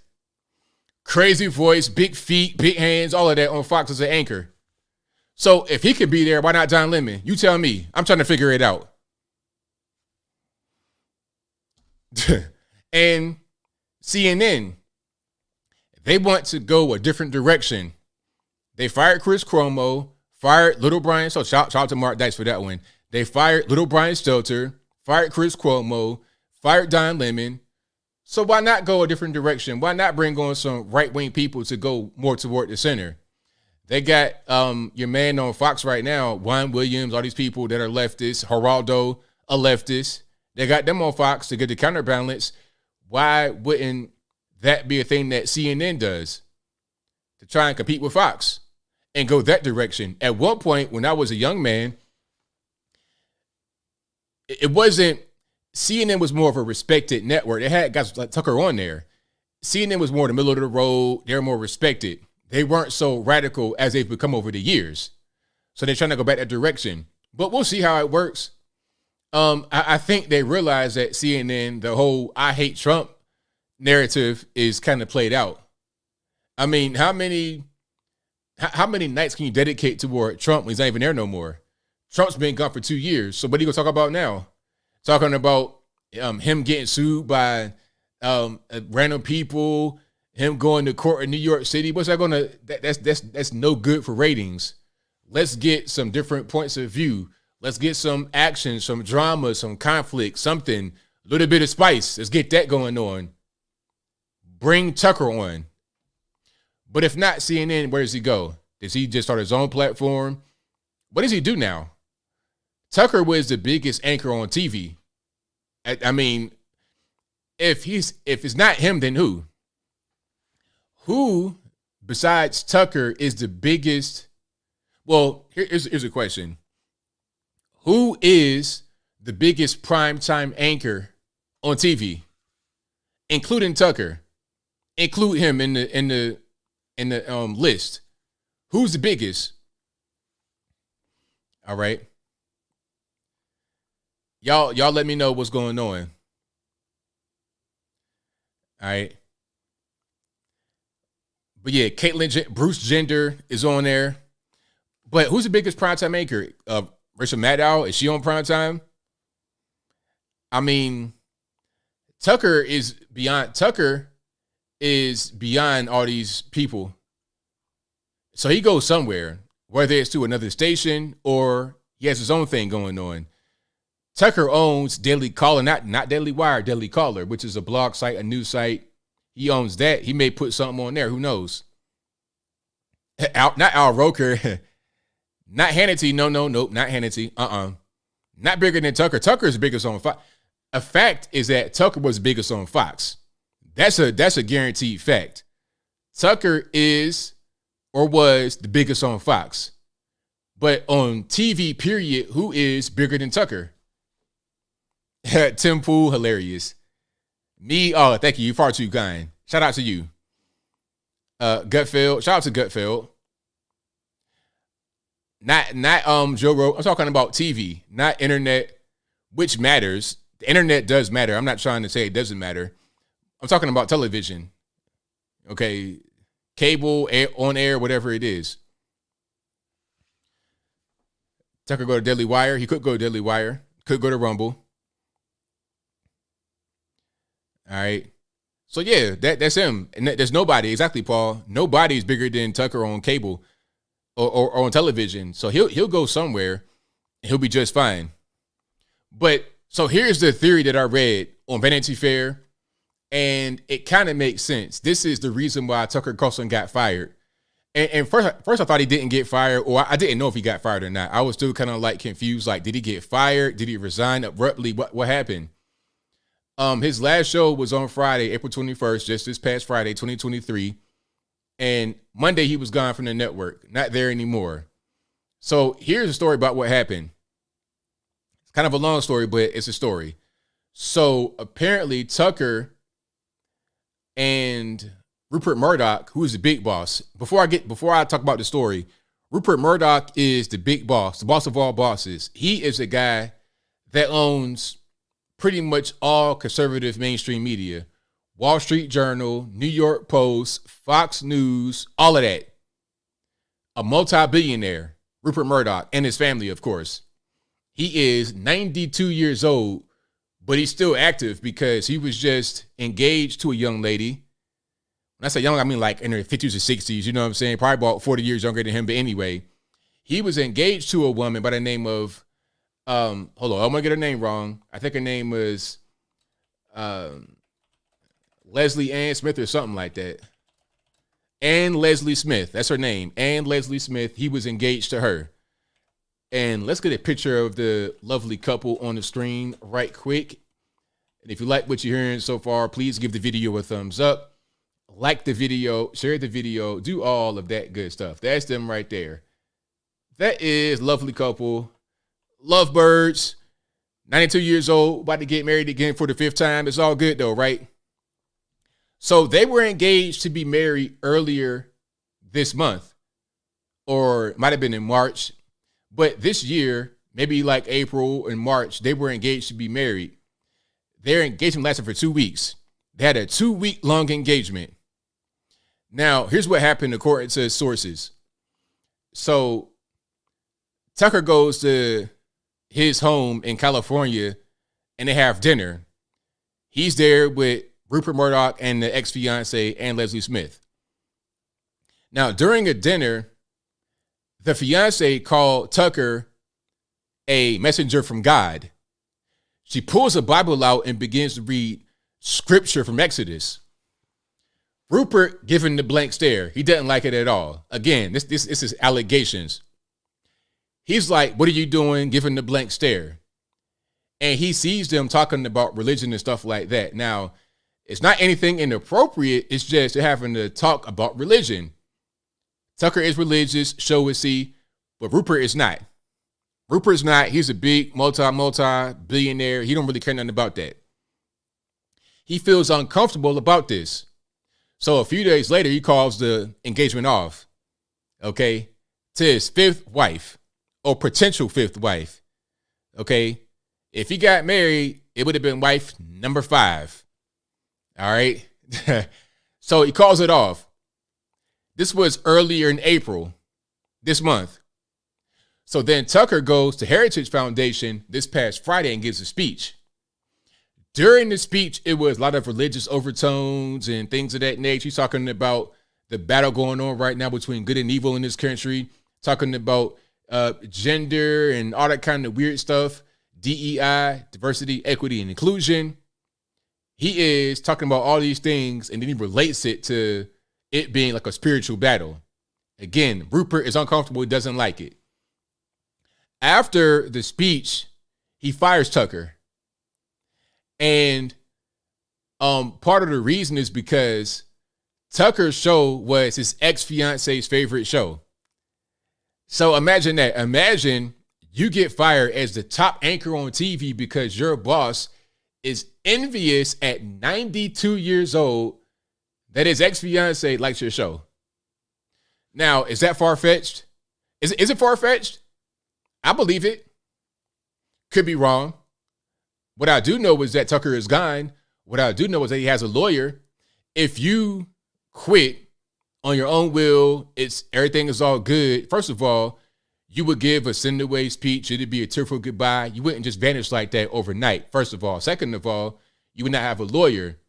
Everything would be just fine. You won't have a lawyer right now in the 0 hour trying to get some money like Don Lemon. You having the same lawyer as Don Lemon. He probably knows Don Lemon. They probably friends, probably hang out, all that good stuff. and they got the same lawyer.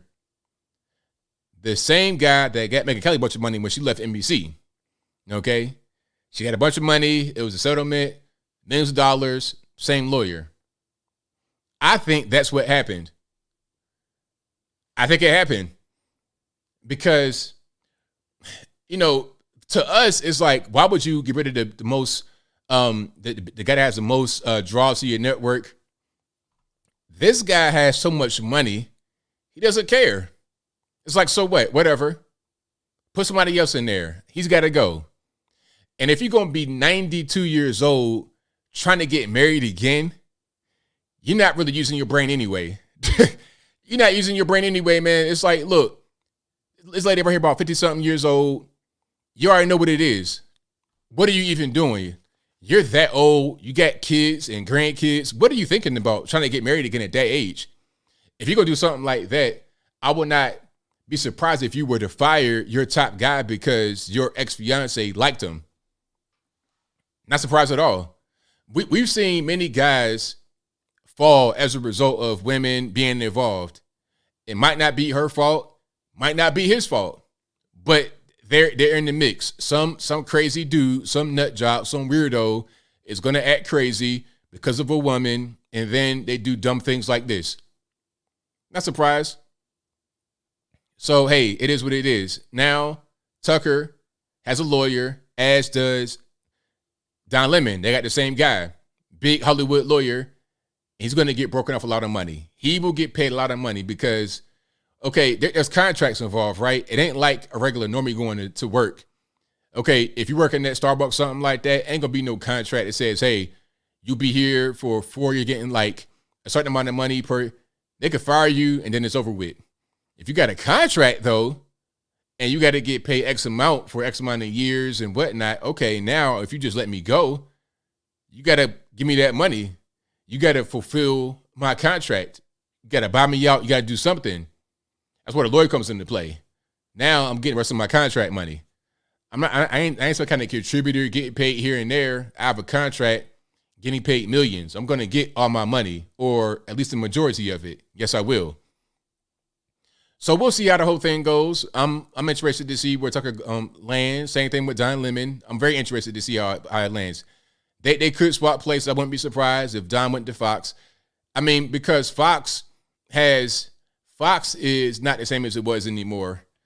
Fox has gone kind of woke too. Hiring Caitlyn Jenner was it for me. That pretty much let me know what's going on. Caitlyn Jenner, a transgender, really? Whenever I watch Fox and I see Caitlyn Jenner on there, I'm like, what are we doing? Like, for real? Is this real life? We talk about how much the trans and LGBT mafia is ruining society, and then you bring on this whole big 6'3" decathlete. I'm Caitlyn Jenner. Come on, man. Be for real. Anyway, I digress. If you like what you're hearing so far, please give the video a thumbs up. Like the video, share the video, do all of that good stuff. That'll help me out tremendously. We got a whole lot happening. Don Lemon, he's pretty much toast. But Don Lemon, I was obvious to see what's going on with him. The writing was on the wall for him. He had been having issues, but to defend Don a little bit, I think he was set up. You see, it was easy to fire Chris Cuomo, Brian Stelter, all the rest of them, because you got white males, right? Straight white males, allegedly. It's easy to fire them, but then when you got an LGBT black man, now it's a little bit different. Now we're talking about discrimination and racism and things of that nature. You fire me, I'm going to call you racist. I'm going to call you a homophobe and whatnot. So I think they had to come up with a way to make it look like they had to fire him, and there was no other alternative. There was no other choice. They may want to go a different direction and go more conservative and not have these leftist guys on there, and they want to clean house and rebrand. That could be what they want to do, but they got to make the general public believe that there was more to it, that it wasn't just about them trying to go a different direction, and they can't have any allegation of racism. I think it was a setup. The first thing was a demotion. Don Lemon had a primetime show called Don Lemon Tonight for many years.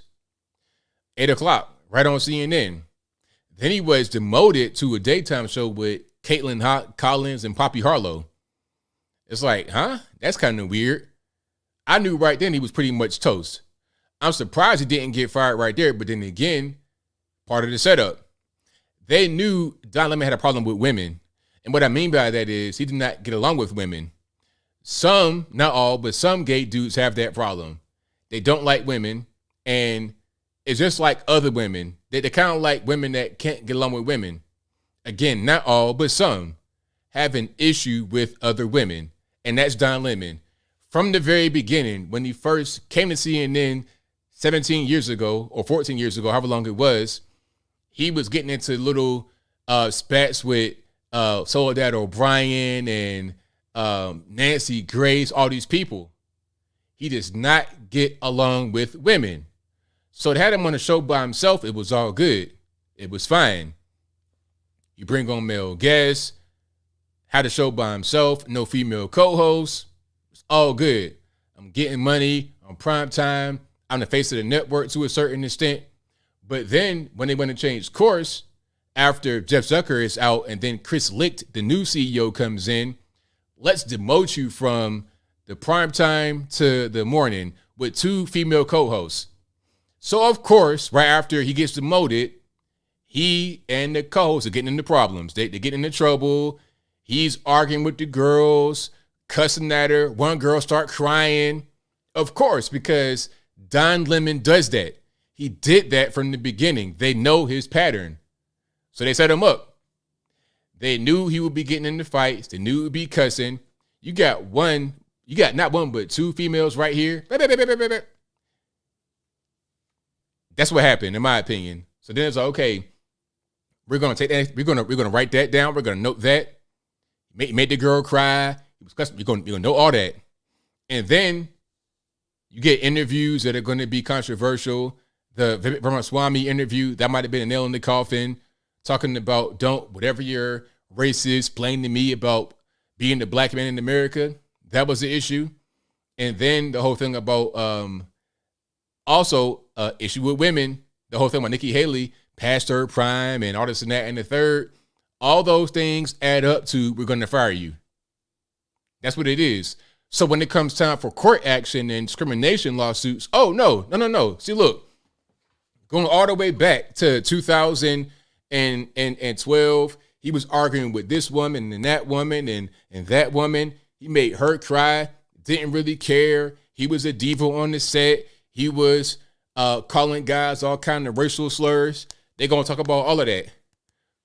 But they knew that from the beginning. They're getting themselves ready for the court action, in my opinion. Because, again, the demotion was the first step. If you're going to demote a guy from a primetime slot, go ahead and fire him. It's like if you were to demote Tucker from the primetime slot. Why would you take Tucker off of the primetime slot and put him on the daytime? For what? I've been here for 10 years or whatever. You demote me now? Go ahead and fire me. But they want to set the whole thing up, get everything in motion, get all documentation, paperwork, paper trail, all that ready. That's pretty much what's going on. Yep. So we'll see where he lands. Is he going to go to Fox? Is he going to go to like an MSNBC? We'll see how it goes. But I think it was very coincidental they got fired or the news broke on the same day about Tucker and Don Lemon. But we'll see how the whole thing goes. If you like what you're hearing so far, please give the video a thumbs up, like the video, share the video, do all of that good stuff. And then what else we got going on? Speaking about Disney. So Disney is suing Ron DeSantis. This has been a lot of back and forth. So Disney is suing DeSantis because they want to control a certain part of the park. I think there was a deal where they could control that, but now it's kind of going back to the state. There was a talk from DeSantis talking about, well, we could put a state park right there or a state prison right there. We could do whatever we want to do. Since it's ours now, under our control, and no longer Disney's control. But it's a whole back and forth between DeSantis and Disney because of the whole so-called Don't Say Gay bill. That's the Parental Rights and Education bill. This bill now law, prevents and eliminates inappropriate material from being shown to kids in the classroom. That shouldn't be a problem. It shouldn't be an issue to say, you know what, maybe you shouldn't show that book with all this graphic stuff. Like, it's so graphic that if you were to see it, you'd be blushing. Like, if you were to try to show that to somebody, it'd be inappropriate. If you brought it to work and show your coworker, you would get a harassment charge. They would call HR on you right away. They would call HR right away on you. It's totally inappropriate for anybody to show, but yet they were showing it to little kids. So the law makes sense, but Disney's former CEO, Bob Chapek, says that he opposes it. So Disney was kind of lobbying against Florida because they had this law out there, or the bill that became law. So then it's like, okay, you want to play like that? How about you take your status away, your tax exempt status? Let's take that from you right now. You want to play? Let's play. So then it becomes back and forth. Let's take this from you. Let's sue you. Let's sue this. Let's sue that. There's all kind of stuff going on. People talking about it's a bad move because it's a lot of economic impact Disney has, but it's like, yo, you know what? You can't be held hostage by these corporations. They bring a lot of money, a lot of jobs, whatever, but you can't just do whatever you want to do. You can't become bigger than the state or the will of the people. When I say state, I mean Florida. There's certain laws in Florida that the people vote on that they want. You can't become bigger than that. And you can't try to control government from the corporate level. Now, that does happen. We've seen that happen, right? Go to other parts of the world, especially here it happens as well, but definitely other parts of the world like Ukraine, it happens. Matter of fact, hold on. I have a video that I'll show you guys right quick before we get to the calls. The number to call, 434-658-1220. I got a video for you guys that I want to show. Speaking about just that. Speaking about other countries' corruption. And I think I have one video from your man specifically. What's his name? Zelensky. Or about Zelensky. If I can find it, that'd be great. Hold on one second. I know I got that somewhere. I don't know where it's at though. But I know I have it. I got to find it. Gotta find it. Oh, here it is. Perfect. There we go. There it is. Let's check it out right quick. I'll put it on the screen. According to you, you're saying that Zelensky was told off by Bill Burns about all Zelensky's officials riding around in Kiev in new Mercedes-Benzes and the like. The actual message, as I understood it, and he was not alone on the trip. So the actual message, that is, there were other people from the community with him, intelligence community. The actual message to Zelensky was the bureaucrats and the generals are getting very angry at you because you're taking too much of the scam. You know, you're taking a bigger cut. And he was given a list of 35 people that were involved in corrupt activities. Zelensky did fire 10 people on the list, some generals and officers and some civilian bureaucrats. Most of the agencies in the government that normally do contracting work, normally do directly with normally you do a contract with somebody supplying toilet paper, you'll contract the paper company. Everybody's gone to brokers. Everybody's now getting third parties involved because that increases the chance for money on the side. And the corruption there is just beyond belief. It always has been, and that doesn't change. And so that's all I was writing about. There it is. Straight from your man over there speaking about Zelensky and the corruption. We're not surprised at what's happening right there. We're not surprised. I got a few more clips for you guys before we get to the videos. I got one more especially. This is about Joe Biden's reelection bid. I didn't play the full thing. I might try to play that a little bit if I can. But, I mean, Biden running for reelection, you're already about to be 1,000 years old. Your 1,000th birthday is in November. You're going to hit that centurion mark. It's a mess. It's a whole big mess. hold on. Let's put it up on the screen properly. It's a mess. But yet, he has announced he's going to run. You know why he's going to run, in my opinion? It's because he, if he doesn't run, then it's like, okay, you're pretty much admitting that you can't really, you're saying that you are weak right now. If you're a strong person, a strong president, you run again. If you're not strong, you say, you know what, I'm not gonna be able to do it. I'll be done right now. So it was signal weakness, and you couldn't really fundraise. So you got to fundraise, you got to get money and show strength. He's not really serious though. I think ultimately he'll give it to Gavin Newsom to try to be the candidate. So here is some reactions to Biden saying he's going to run again. This job, I know we can. I mean, what job has he even started? You got to start a job before you finish it. I don't really know what job he started. I don't think he knows what he's saying half the time. What would be a good campaign slogan for Joe Biden? I quit. There you go. I can go one I like that. What would America look like if he does finish the job? I see World War with China. Maybe turn the rest of America woke? Probably going to get our hands in Ukraine. In his campaign video, Joe Biden shows a stack of books that he says have been banned by, quote, MAGA extremists.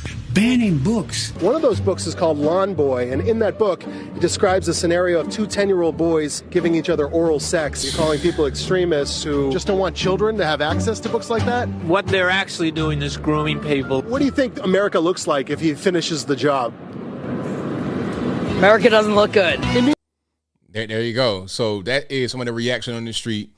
Now, let's hope we get the same motivation, the same energy when it comes time for the 2024 election, because he will run. I think that he won't get the nomination, but we'll see. We'll see how it goes. They might bring out Barack Obama, Michelle Obama. They might bring them out there, bring out some of the big guns, bring out some of these celebrities that you may see every now and again, John Legend, all these random people. Bring them out there to help the campaign. Who knows? Is he even going to campaign? I heard there's going to be no primary debates. What kind of third world country, communist dictator, general butt naked stuff is that? Crazy, right? But let's watch some of this clip right here. Sorry for the ear piercing. It's not my fault. Blame the white man. Blame Joe Biden for that. That's part of his video. So this is the re-election video. They're showing January 6th, I suppose. Yeah.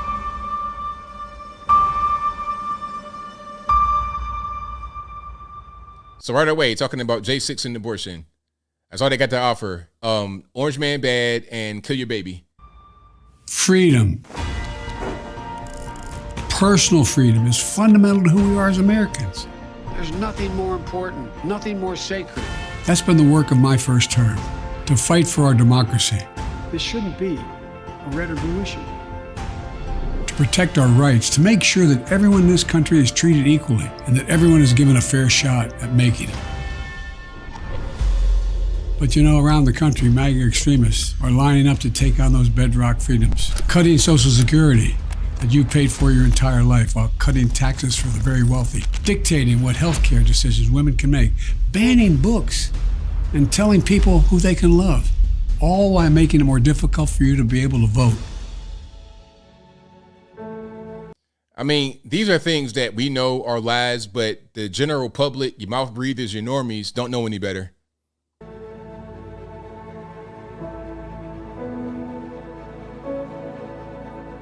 When I ran for president 4 years ago, I said we're in a battle for the soul of America, and we still are. The question we're facing is whether in the years ahead, we have more freedom or less freedom. Fun fact, he'll be 82 in 2024. He's 80 years old right now. He turned 80 in November in 2022. This year, he'll be 81. 2024, he'll be 82 years old. If he was to become the president again, which he won't, but if he was to become the president again in 2024, he'd be 86 at the end of the term. 86 years old. He's already pretty much got 2 feet in at 80. 86? I mean, good night. More rights or fewer? I know what I want the answer to be, and I think you do too. This is not a time to be complacent. That's why I'm running for re-election. because I know America. So there's more. There's more. I ain't gonna play the whole thing for you guys. It's like another minute left in it, another minute and a half left in it. But that's pretty much what it is. So is this guy right here? Is that the guy you want to be the president again? Talking about Pawpaw. I mean, you pretty much a whole mummy right now. An animated mummy running around, well, shuffling around and stumbling, bumbling, carrying on. At 80 years old, 86 years old, man, you pretty much going to be on the bed laying down, man. So that ain't really going to cut it. That's not really going to cut it at all. But if you like what you're hearing so far, please give the video a thumbs up. Like the video, share the video, all that good stuff. Super chat on deck. I'll read those right quick. Then we get to the calls. The number to call, 434-658-1220. Again, 434-658-1220. I will get to the calls in just one moment. Y'all, please hang tight for me. Super chats, let's get to them. Thank you to Dutch Schaefer, who says, just because I pay my debts on time and work hard to have good credit, I'm being penalized. When those who have bad credit are rewarded, what's going on with this country? Appreciate all you do, ABL. You are a patriot. Thank you for that, man. Definitely appreciate you. Thank you to Caius Posthumous for being a member. And he also says the average 2-bedroom house in San Francisco may go up to $1 million. Not surprised. Not surprised at all. Thank you to Tri-Edge 716, who says the U.S. spent years fighting communism only to become a liberal, dumb version of it. Exactly. I saw that somewhere. Like we were fighting USSR for many years only to become a liberal, dumb version of it. We are the USR right now, or we're trying to become that. We're doing our best to become the USSR, only a woke, ridiculous, dumb version of it. But he continues, eventually their plan is to run global digital currency like the CCP when people eventually submit. Thank you to Caius Posthumous. Happy birthday to the First Lady of the United States, Melania Trump. Yes, happy birthday to Melania Trump, the best ever. Okay, Joe Biden could never. Big Mike could never. Melania Trump is the most beautiful the most beautiful First Lady ever. Ever. It is what it is. Thank you to No White Guilt, who says, oh boy, the educational system has gone to the dogs. Great job as always, AB. Thank you for that, man. Appreciate you. Thank you to Michael Critchlow, who says, congrats on being blocked on Twitter by Jalen Rose. Wear like a badge of honor. Hey, man, I will, for sure. Thank you for the super chat. Thank you to Boat vs. Windshield, who says, source, WION, India. Zelensky is buying Putin's diesel through a third country with Biden dollars to fuel the Ukraine tanks. Not surprised. I mean, at a certain point, you got to get gas. So it's like, what are we going to do? You got a gas station right there next door, a big gas station. Why would you go on your elbow to get to your hind parts? It make no sense. Thank you to Michael Critchlow, who says, would Candace Owens accept Tucker's time slot? That's a good question. Maybe. If I was her, I wouldn't, because she has her own thing going on right now with Daily Wire. Like, I would stay there because, like, people always ask me all the time, do you want to go on Fox? Do you want to be on TV? No. I'd rather would be independent doing my own thing because I can make my own money. I have more control over myself. YouTube, there are certain things you got to do, certain little restrictions, but even on YouTube, I can pretty much say whatever I want. Even if not on YouTube.com, I got my own website. I could do whatever. But if you're on television, you got to do what they want you to do. I'd rather have freedom. I mean, for me to go to Fox, it's got to be a big bag they can't really afford. So I don't really see the purpose. I've always been the kind of guy that walks to the beat of my own drum. Self-employed, 16 years. Self-employed, 16 years. Long before YouTube. I've been here so long, being self-employed, like when I was first getting started with my self-employment journey, Google Mail just came out. I got my email address in like 2005. I remember getting it because I was on this online forum. I remember a guy had got it, and I was like, why do you have that kind of email? Like, it was weird. It was different. This is like during the Yahoo days, AOL email days. When Gmail first came out, I got it. So if you go to my page, it'll say member, however many years. Well, I got this account way long time ago before I put out one YouTube video. You know what I'm saying? So moral of the story is, for me to go on Fox or somewhere like that, it doesn't make much sense. And I think she may be the same way, but I could be wrong. But versus Windshield, thank you for your super chat, says maybe Tucker talked to Elon for a long time in private for a long time too. What if Elon made him an offer he couldn't refuse? What, to do what though? To work at Twitter? I mean, I don't know. But see, I don't think, even if Tucker was to accept an offer from Elon Musk, he wouldn't just leave like that. You wouldn't just leave people like that. You know, you got fans, people that watch you all the time, people that love you. You wouldn't just bounce and not say anything. You see what I'm saying? But if you're just talking about in general, like, if there was an offer there, like, okay, Tucker's gone from Fox and it was not his choice. What if Elon gave him an offer? It's possible. But versus Winchell also says we had to keep cigarette companies from promoting the children. I remember that. Trans is a product that makes the industrial medical complex billions. Very similar. Correct. Also, Biden.com is still up and still funny and true. Right on. All righty. You guys are fantastic tonight as always. Time for the calls. The number to call is 434-658-1220. Again, 434-658-1220. Do not be afraid to call. If there's an email in the description for Skype, if it doesn't work right, don't blame me. Y'all know who to blame. Blame the white man.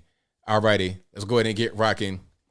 Yeah, it's a job, but personally, you know, I like to be independent. I like to do my own thing. I don't like to be kind of up under somebody's thumb. That's just me though. You know what I mean? But some people, but everything ain't for everybody. Being self-employed, it could be a pain. It could be a pain. It could be kind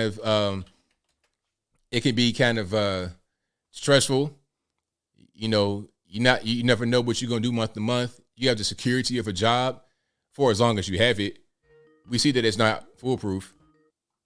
You have a job for a long time and then you don't have it anymore. Then it's like, okay, what's going on? 918, the line, who am I speaking to? 918. Hey, yeah, hey, what's up, baby, yo? It's all good, man. From Oklahoma. How you doing, buddy? It's all good. All right, cool. Man, there's a lot to talk about. That's for sure. All kinds of crazy stories going on this week, but I'll stick to one. I'll stick to the Tucker Carlson story. And there is something really shady going on with that.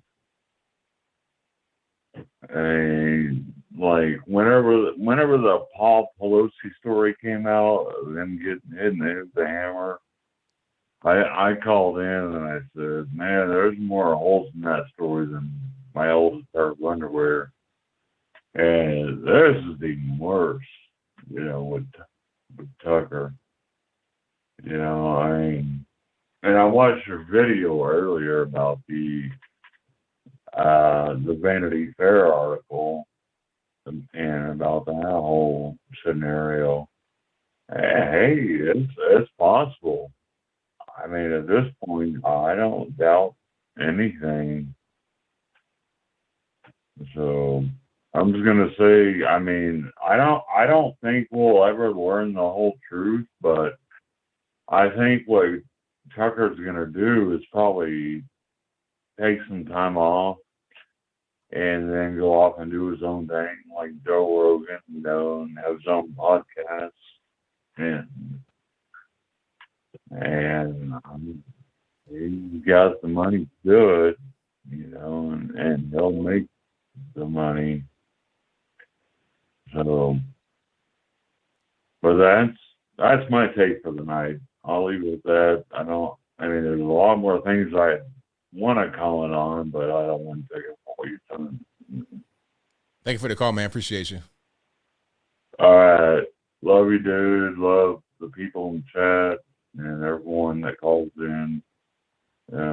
Great show as always. I know. Appreciate you. All right. Shout out to my man for the call. Yeah, man. Let's get better. Let's get healthy. You know, let's get healthy. That's all I'm gonna say about that. But shout out to my man for the call. But let's get healthy. All right. 619 on line. I'm speaking to 619. Hey, ABL, this is T from Crummy, California. How are you? I'm well. About yourself? Alive, thank God. That's right. I watch your show all the time. Unfortunately, my workout times are usually scheduled when you're on, so I have to come back and watch it later. But I stuck around later to catch it tonight. There's so much going on. It's just ridiculous how much stuff we could talk about. You know, everybody could call in, and it's just crazy what's going on. But California is out of control. I'll tell you right now, I live out here. I don't care what anybody else says. I am telling you, take it from somebody who's living out here. This is a horrible place. Yeah, I've heard as much. I know everybody talks about Chicago and New York. It's all the same. It's all the same. I'm in San Diego. I'm in the San Diego area, and let me tell you, it's becoming Los Angeles. And they're going to make sure of it, for sure. I mean, today they came out with some new bill, believe it or not, that they're actually going to punish people who own homes out here and rent to others. They're going to make them where, let's say you're renting a house out to somebody and you decide, you know, I'm going to go ahead and sell my house. I don't want to rent it anymore. So you're going to give somebody a no-fault, you know, to move out kind of thing because you want to sell your home. Well, now they passed this bill as of today that the landlord, the owner, will have to pay that person they're moving out 3 months of rent and help their entire move to a new place. Can you believe that? Okay, so wait a minute. Let's get it straight. So they got to pay that money under what circumstance? The landlord or owner of that house moving the tenant out because they want to sell the home. Okay. Or decided they're going to move back in it, they don't want to rent it anymore, or that they want to sell it. They have to pay that tenant 3 months of money, plus help them move their stuff out of the house to their new place. That's crazy. So just giving a notice, like you can't just say, okay, I'm giving you fair warning, I'm giving you a notice that I'm going to sell. You got to pay the person and help them move. That's crazy. Correct. Even if you don't like the tenant, you're having problems with that tenant, so you go to all this trouble to talk them out of moving out or whatever. You have to pay them 3 months in advance, give them money, plus help them move out of there, get them a truck, whatever you got to do. It's crazy what they're doing to homeowners out here. It's nuts. Yeah, that sounds crazy. So they passed that, and then just some of these council meetings, the stuff that they come up with is crazy. Like, there's so many of these green bike lanes, so they're shorting all the roads. Like if you had a 4-lane, they're making it a 2-lane, you know, and giving it to bikes. And then people on the bikes are getting hit. They're getting run over. It's crazy. Right. So everything they're doing out here is all falling along that agenda. You know, it's not making any sense. None of it's making any sense, but it's all part of this agenda going on, you know. Of course. So, but I thought I'd share that with you because I just thought, how horrible. I mean, it's bad enough they're doing the equity thing now where you got good credit, you know, the credit thing that you were discussing last time. They're going to punish people, you know, for the good credit. But now they're going to punish you as a homeowner or, you know, a landlord, period, if you got to pay people to move out. It's crazy. I can't actually believe people out here go for that. But they do. They're nuts. I'm not originally from here. I'm from the South. And I came out here only for the military. And unfortunately, I made a decision to stay, and I should have never done that, but I did. Yeah. And I regret it. And this is a crazy place. So don't anybody vote for Newscomb, even if he's going to run. You'd be crazy out of your mind. Do not support this guy. Whatever you guys hear, I don't care what you hear. If you don't live out here, you don't know. It's nuts. Absolutely. Anyway, thank you so much for what you do, and your callers really shouldn't get drunk before they call in. It gets a little tacky. Right, I But understand. anyway, have a good night, ABL. Thank you for the call. Appreciate you. All right, bye. All right, shout out to the caller. Yeah, that's crazy. You got to pay people. So you can't just say, hey, you know what, I'm moving, I'm giving you fair notice, giving you 2-3 months notice. You got to pay them. So I wonder, must you give them notice and pay them and help them move out? That's crazy. It's totally crazy. That's that squatter culture type stuff going on. 678, you're on the line. Who am I speaking to? Yes, sir. This is Jim. All righty, what's going on? Well, I think that, I love you, ABL, but I think that most people don't realize the power of the central banks. Right on.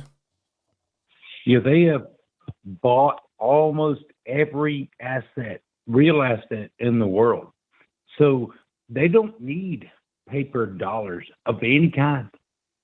And so, look, it's all about power and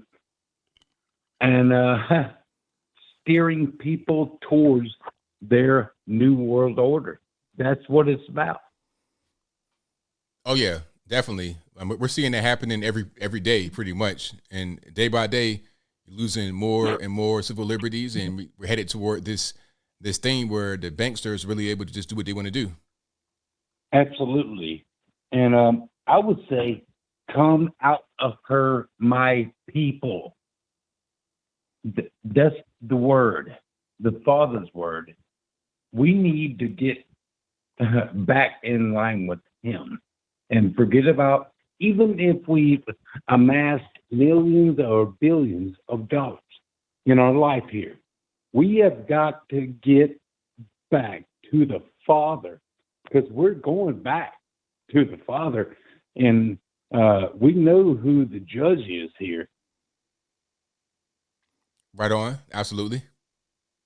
Yeah. So, but the thing is, like, I know people have become comfortable here in America and Western societies, but it doesn't matter.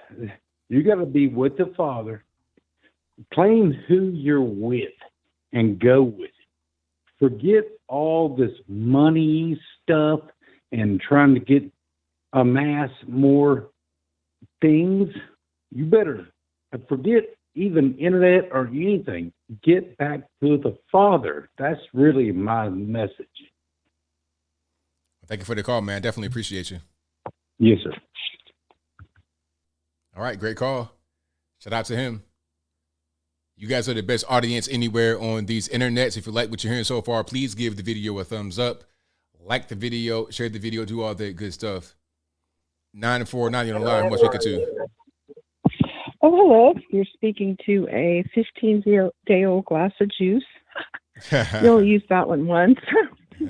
Anyway, okay. The San Diego lady that just called in.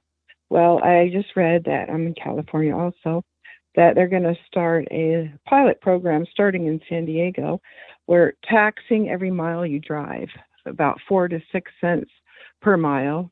And they say that'll roughly be $600 a person if you drive on the average, like 15,000 a year. Okay, so how does that work? Are they going to put a tracker on your car? Are you going to have to report your mileage every 6 months? Like, how does that work? Yeah, I don't know. I can't wait to see. But they said they're using our tax money to start studying this, and that San Diego would be the first place, and it'll spread. And the intention is for it to be across the whole U.S. of A.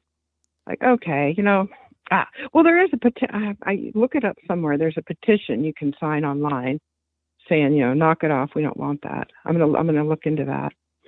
But we're just getting it bad. Yeah, that's pretty bad. So is that only for gas powered vehicles? Well, I don't know. I didn't hear any details about it. Yeah, I just was reading it in the paper that it's this pretty is the crazy. plan, and I have a feeling they're going to do it unless we all band together. Yeah, definitely, absolutely. Got to band together and stop that from happening. Yeah, because then it'll be everywhere after that. So anyway, that's all. I just wanted to say that. Well, Enjoy the show. I'm enjoying the show. Thank you for the call. I appreciate you. Okay, bye-bye. Yeah, that's crazy. It's like at a certain point, do you even own a car? So if you're going to get charged to operate your own car, do you own it? That's like renting a U-Haul where you rent it for X amount and then you get charged per mile. That's what happens. And you got to gas it up at the end. So how is it different than just renting a U-Haul? you pay more money for it, I suppose, and you got to put money down. That's crazy. That's totally nuts. Yeah, and then the gas is high on top of that. So you got taxes baked into the gas, taxes baked into the actual cost of the vehicle to purchase it, high interest rates to purchase a vehicle and get a loan, a car loan, and then they're charging you per mile. Like, what in the world? Hey, guess you got to own nothing and be happy, I suppose, right? 773, you don't know who I'm speaking to. Hello? Yes, can you hear me? Oh, yes, I can. ABL. Hi, thank you. My name is Linda. My daughter and I love listening to you. And I'm in Alpharetta. And if you're anywhere near Windward by McGinnis Ferry Road, I'd love to invite you out for dinner sometime. Your show is awesome. Thank you very much. Thank you for and the call. I'm not a drunk caller, and I'm very sober. Right on. Well, I'm always in Atlanta. I'm always out that way, so I may take you up on that. Awesome. Yeah, I don't know how to contact you though, but well, the best way is always email. Okay, I can do that because I think my husband and I would have a really good conversation with you, and we would like to really treat you to a nice dinner. Right on. Sounds good to me. Thank you. Bye. All right, now. All right, shout out to the caller. Let's go to 859. You don't know how much speaker to. Hey, hello, ABL. I love the show. I'm actually liking it. But also, I was going to ask for your opinion, buddy. See, I think with the whole Carl Tuckerson and Don Lemon thing, not a fan of Don Lemon. Carl Tuckerson's okay, I guess. You know, they have some ups and downs. You know what? They will make a lot more better money doing podcasting. Am I right or am I wrong? You put him on YouTube, bro, he would be just as big as PewDiePie or Mr. Beast, or like maybe close to it, maybe like third or fourth. Yeah, he'd be pretty big, definitely. I think he'd be big. But I think a lot of his audience is also on television. A lot of the older audience is going to watch TV kind of passively. So I think he could really just do whatever he wants. He could go do podcasts. Yeah. He could do YouTube. He could do whatever. Joe Rogan and you, man. I like stuff like you and Joe Rogan and Tim Pool because you guys are authentic. These mainstream media news organizations like Fox News and CNN, they're not authentic. How many times they probably told Carl Tuckerson or Don Lemon not to say that opinion? Think about it, bro. Right. Yeah. You're right about that. You notice that you don't hear about Don Lemon talking about the whole Budweiser controversy, right? He might have maybe a conservative opinion, and somebody who's head up said, do not say that opinion. Think about it. Yeah. And, these are text messages from Carl Tuckerson of him criticizing Donald Trump. I mean, there's not a lot of things. Like, as a Trump supporter, as you're a Trump supporter, I used to be a Trump supporter in 2016.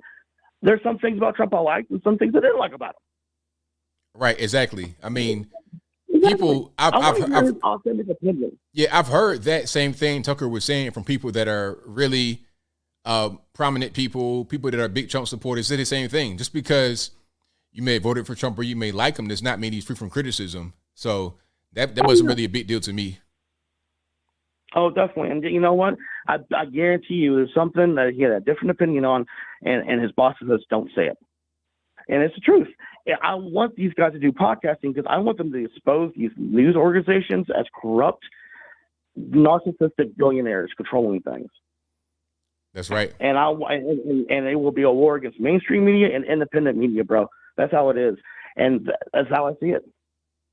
You know. Absolutely. And the good thing is, ABL, I love your show, man. You had a drunk caller. I'm a 420 kind of caller. Okay. Much love, man. How's it going, man? Thank you for the call, man. Appreciate it. Love. Sweet, bro. All right, shout out to the call. Great call. You guys are the best audience anywhere on these internets. If you like what you're hearing so far, please give the video a thumbs up. Like the video, share the video, do all that good stuff. But yeah, I mean, anybody can get criticized. I don't care who it is. It could be your grandmama, anybody, just because you say a thing that is not 100% positive does not mean you hate the person. I mean, at a certain point, you just being honest, and that's fine. Like, I may put a video out that you guys may not like 100%, but that's okay. It's fine. That's just how it is sometimes. You're not going to always agree with everything. All right. Michael Esparza says, Trump likes steaks well done, don't like that. Yeah. If you like steaks well done, man, that's gonna be a little bit of an issue right there, man. I need you to get your steaks a little bit more, little more pink in the middle. You need to get that little that red flavor in there. We can't be doing the whole shoe leather. That's not what we're gonna do today. Let's keep on rocking here. 615 on the line. Who am I speaking to? What's going on, ABL, man? It's Boomhauer, man. How you doing? It's all good, man. What's happening? Man, I'm enjoying this show tonight, man. It's a good show you got going on, man. Oh, appreciate that. Thank you. Yeah, buddy. So, you know how everybody's got that little, everybody's got that little cousin, like little Tay-Tay or little Jeffrey or somebody, like little Junebug, somebody that needs to go sit down somewhere, like, dude, will you please stop? You're doing too much, man. You're talking too much. You're running around too much. You need to go sit down somewhere, right? Absolutely. That is Anthony Fauci, dude. When you showed me that video earlier, I was doing stuff, but I was watching the show, and, man, can this dude please go on? Just go somewhere? I thought did this dude not retire? I thought he went somewhere. I thought he retired or something. Did he not retire? I thought he did too. I thought he was done, but apparently not. He's back on TV for some reason. Man, he cannot. It's like, dude, please, like a cockroach, will you please go somewhere in a cave, get in a cave somewhere with your old self. We are so over you. And it's the same thing, man. It's just, and they always hit him with, what did he say? That lady hit him with, you told everybody to not buy the mask because it ain't going to work. But then he goes, no, I only said it because I didn't want y'all to go out and buy the mask because we needed it in the hospital. Yeah. Then why did you say something in the first place, fool? Right?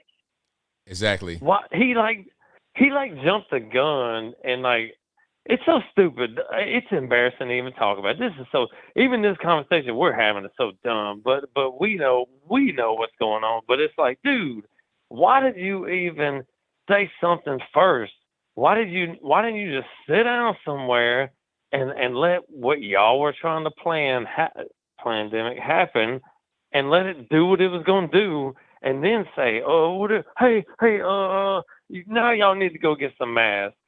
But what did he do? He jumped out the gate. Y'all need to get a mask. Then it was, oh, don't buy no mask. Oh, you don't even worry about it because we need them in the hospitals. And then it was, oh, my goodness, y'all might want to put 2 masks on. Matter of fact, once you rip up your old Def Leppard T-shirt and put some rubber bands in it and put it over top of your little your first mask, and then do that, and then, oh, that ain't gonna work. Why don't you put 3 masks on, dude? It was so dumb. It was dumb. It was dumb. And now here it is, dude. How many years are we into this? Oh, is it 3 years or 4 years now? We're going on. 3? It's been 3 full years. Now we're on year number 4. Oh my goodness, dude. Good grief, Charlie Brown. We're going on 4 years of the same garbage, dude. This is so dumb. It just don't make no sense, man. It is what it is, man. Fauci is like I don't know, man. He for real. If Fauci was my uncle, I would be ashamed, man. I would not talk to him at Christmas time. I would not talk to that dude at the Thanksgiving table. If that was my uncle, I'd be like, man, can y'all put this dude somewhere? Can y'all put this dude in the litter box in the room? Do something. You know, it's a mess, dog. It is a straight up mess. But I just want to leave y'all with this, man. Tucker Carlson is going to kill it wherever he goes. Yes. I know I know y'all joking around going, oh, will he go to CNN?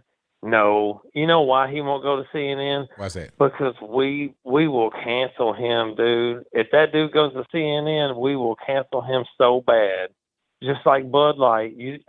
I think Bud Light is like the one finally, and I hope that everybody stands strong. And I got some friends of mine that are like hunters. They hunt, man. And they're like, no, man, I love Bud Light. And I'm like, no, You need to kill it. Kill it, dog. No, no, no, no, no. This is the one. This is the one spot that has been given to us to make a point. And I think it's working. I think it is working. And there's only a couple of guys who are like, no, man, I ain't gonna mess around, man. I like my Bud Light, dude. Whatever, man. Do whatever y'all want to do. But, hey, stop training the kids. Ain't nobody got time for all that. Get these nasty books out of these libraries. Ain't nobody got time for that. And just stick to what we got going on. Hopefully Trump, okay, once again, I know I'm going and going, but Trump needs to get up off DeSantis, man. I wish he would move on from DeSantis, stop talking about DeSantis, this, and this. He needs to talk about what Biden has done and what Biden is doing and use that for 2024, right? So I'm going to leave you with that, man. Trump 2024, hopefully get up off DeSantis. Biden is garbage. This is all trash, man. Thank you for taking my call tonight, man. This is an awesome show tonight, man. Thank you. And thank you again, ABL, for red pilling me, man. Because I was just a normie dude that didn't know nothing about nothing. And then one day, I don't even know what happened, but out of nowhere, you just came across my feed on YouTube. It was either YouTube or Instagram. And I listened to what you had to say, and it blew my mind. And that took me down this rabbit hole that was so long that I'm still falling down that mug. So I really appreciate it, man. So appreciate you, ABL, man. Thanks for taking my call, brother. I'm going to holler at you. Thank you for the call, man. Appreciate you. Yeah, man. Shout out to Boomhauer. Great call. Hey, I'm glad I could be there for you, man. Glad I could be the awakener. You know, I take pride in being able to do that. So shout out to you, boss. I appreciate you. All right, let's go to let's go 470 you're online. Who am I speaking to? Hey, Anthony, it's Greg from Wilder Wacky Atlanta. How you doing, sir? I'm well. How about yourself? Well, I haven't gotten shot, stabbed, raped, molested, carjacked, or anything else bad, so it's been a pretty good day. Sounds good to me. Yeah. So Biden announced yesterday that he's running for president again. Mm-hmm. Surprise, surprise, surprise. I'm not shocked at all. You knew that was coming, you know? Oh, of course. He's not done wrecking the country, so he's got 4 more years to do it. Right.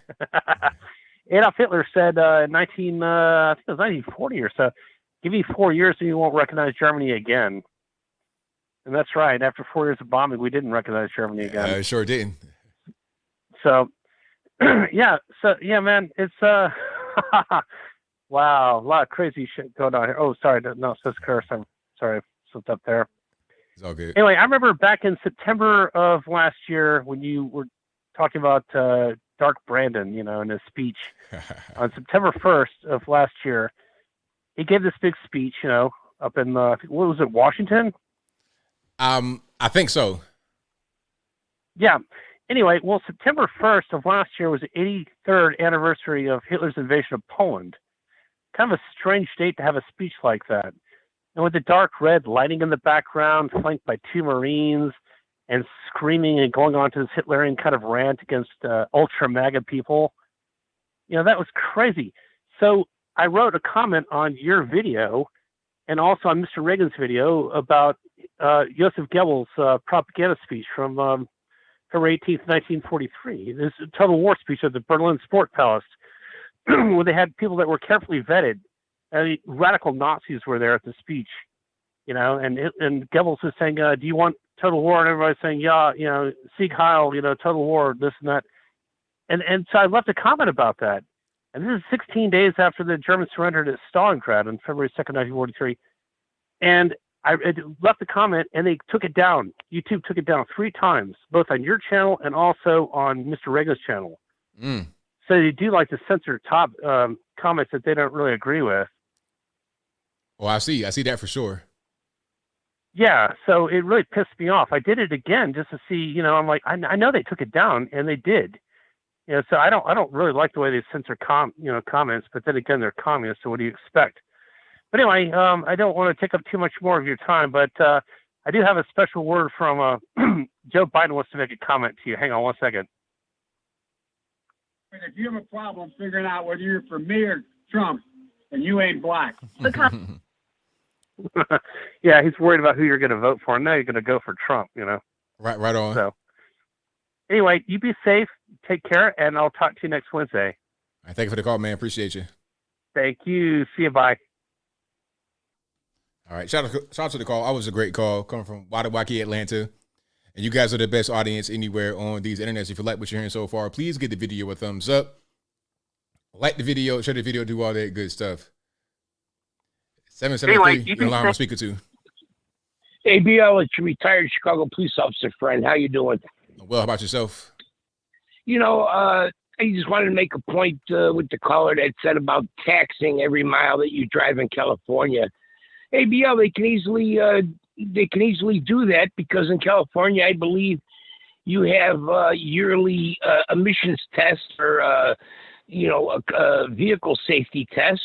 You write down you had 10,000 miles this year. You came in again next year. You had 25,000 miles. You owe us for the remainder of the mileage, and they can. That's what a bankrupt state is trying to get their hand in your pocket, and they're just trying to figure out another way to make another penny here and there.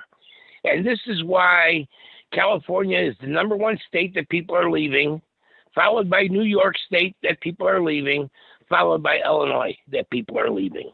Because, how much can you tax people that work? I mean, it's one thing to do your duty and try to pay your taxes because the government needs money to work. And it's another thing to have them squander and waste your money on ridiculous programs and everything else and pretty much just have the money stolen. And not even go to the programs. It's stolen by all the periphery bureaucracy around the programs, and they just stuff their pockets. We need $14 million to do a study about spending $140 million. It's a little ridiculous. Then my other point, ABL, I'd love to get your opinion on this. Don Lemon, and Tucker Carlson, I believe the media nowadays really wants to control everything that you hear and see, regardless on what side of the fence you're on. And, I don't like Tucker, Don Lemon either. But the thing is, any of these independent commentators, any of these independent people, thinkers, that they really can't control what these people say, they want to get rid of, because I believe they want to control every word that you hear in the media and in the news. The news has been corrupted by, not only the left, but just corrupted by, we have the information and we want to control what you hear and how you act and what we do. And, left or right, conservative or liberal, I believe they want to control what you hear and what you hear from the media. So let's get rid of these independent thinkers. I think you're right, ABL, that, you're better off independent doing what you're doing, okay? They might want to call somebody like you, who is very popular, 1 million subscribers, which means you probably have 3 million viewers because not everybody subscribes. They want to take these people like you and Joe Rogan. They'd like to take you under their wing so they can kind of control what you do and what you say. And you're better off doing what you're doing in the format that you're doing it at. You're making a living. They would throw 10 times the money that you make today, they would throw at you to come under their wing. But then along with that, we control your content. You're not independent. And I believe that's what happened to Tucker Carlson and to Don Lemon. I believe, I don't like Don Lemon, but he has an independent point of view. And they don't want that. I'm wondering what you think about that. Thanks for listening to me, and I'll listen to what you have to say about that, if anything, ABL. And I'll talk to everybody later. Thank you for the call. Appreciate you. Thanks. Yeah, he's right on point. They definitely. I think that's the same thing that happened with Don Lemon and Tucker, where they take you and they control your voice to a certain extent. You can't say certain things. You got to stay in the lines. Tucker was talking about how he regrets saying certain things, like he defended the Iraq War when that happened. And it's like, wow, why did I do that? He looks around himself and he sees what the media has become, and he was part of it. And I don't want to be part of the machine having to do what they tell me to do, which could be beyond what I really want to do. I want to have an independent voice and give you guys honest opinions all the time. Never compromised. Money is money. You know, I done had money, lost money. It's not that big of a deal to me. I wouldn't sell my soul for no big bag of money. And like I was saying earlier, the bag of money that I would want, if I was to do something like that, they couldn't even afford it. So it's not even really worth me even going down that road. And it's like the kind of money that I would want, it'd be like I could change the whole world. You know, but I'm not, they're not going to be able to do that. So where I am is where I'm best at. You know, people have accused me before of being envious of those on television. Nah, I kind of pity them that are on TV because they make a lot of money. They do well for themselves to take care of them, to take care of their families, but they have their opinions heavily restricted by those that control the money that they get. So it's one of those things. Now, of course, I'm on YouTube and the social media platforms. I got to watch what I say to a certain extent, but nowhere near the way it is when you getting those big bags of money on television. Nowhere near that. 504 on line. Who am I speaking to? Hey, ABL. It's Alien Spaceship. All right, man. What's happening? For a second there, I heard myself, so that's why I paused for a second. Oh, it's all good. It's all good now. Right. Okay. So I saw recently that in Chicago there was a Lutheran church, and they are having a drag queen come in and teach them about drag queen stuff. Isn't that blasphemous? That's what it sounds like to me. Absolutely. That shouldn't be going on in church. Yeah, and I understand what you were saying, how you usually say how you're suspicious of churches and stuff, and I could definitely see, like, now there's many churches that are definitely doing evil things. Yeah, definitely. You know, I know there's a lot of good churches out there, a lot of small churches that are still doing well, but a lot of churches have gone woke just the same as a lot of other industries have, and it's really a shame. Right, exactly. And there are good churches, of course, and in different Christian denominations. And also, and I agree with the Chicago cop that was just calling in, and what you were saying about how it's important to have your own platform and be independent because, you know, like, the other people are puppets on a string, but you and I are not, because we say what we want to say on our own platforms. Right on. Yeah. And also, I do agree about how a lot of these new policies that are coming through have to do with communistic policies that they're trying to implement. And as I said before, it reminds me of like the earlier days of the USSR with Lenin, because they had a lot of woke policies, and Putin sometimes talks about it. Like they would have parent one and parent two, like kind of like how they have gender neutral people. They had that over there. And although like they became more like culturally conservative, they're still communists. But yeah, we have a very crazy version of it. And yeah, because they're trying to make everybody equally poor, in my opinion. Yeah, definitely. That's the whole thing. They don't want those of us that are on the ground to have any kind of differences. They want us to all kind of be the same. But those that are at the top, those that run the whole game, they have all the money. It's Animal Farm. It's the same old thing. Same old ideas just brought back to 2023. Exactly. And another thing is the problem with the race. You see, I was reading that in Russia and the European countries, everybody's white, so it was a little bit difficult in America to get them riled up, but they did it through race. Like they try to do it by dividing the different races against each other, and you could see the big corporations going along with this. Like you were talking about the NBA, like the basketball and whatnot, they were going woke. And I noticed, and you showed that, how they make like the black person look real soft, like they can't handle being like they always have to closet things and stuff, and they're making really black people look soft, and that's not true with a lot of black people though. Yeah, it's all part of an agenda, really, just trying to emasculate males, just trying to engineer society from their own point of view. And I think people just need to have more freedom rather than being kind of engineered by higher powers. Exactly. And I do think a lot of the banks and different things are, it's all like connected together where they're trying to control the food supply, like I talk about, and control the country and the people. And yeah, I think with the college, they wanted to get people to go to colleges, so I think they would get into a lot of debt. And I think that was one of the things that they wanted to try to get people into poverty. What do you think? Well, the whole thing with college, they're just trying to, a lot of the, academics trying to fund themselves through the student loan debt. So the kids go to the college, they take out a lot of debt. The college makes a lot of money.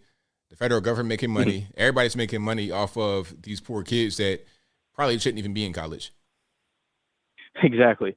Yeah, I do things with my family and stuff, and I didn't do college. I just kind of, like you, being doing my own business. That's kind of like what I was interested in, and that's what I still do.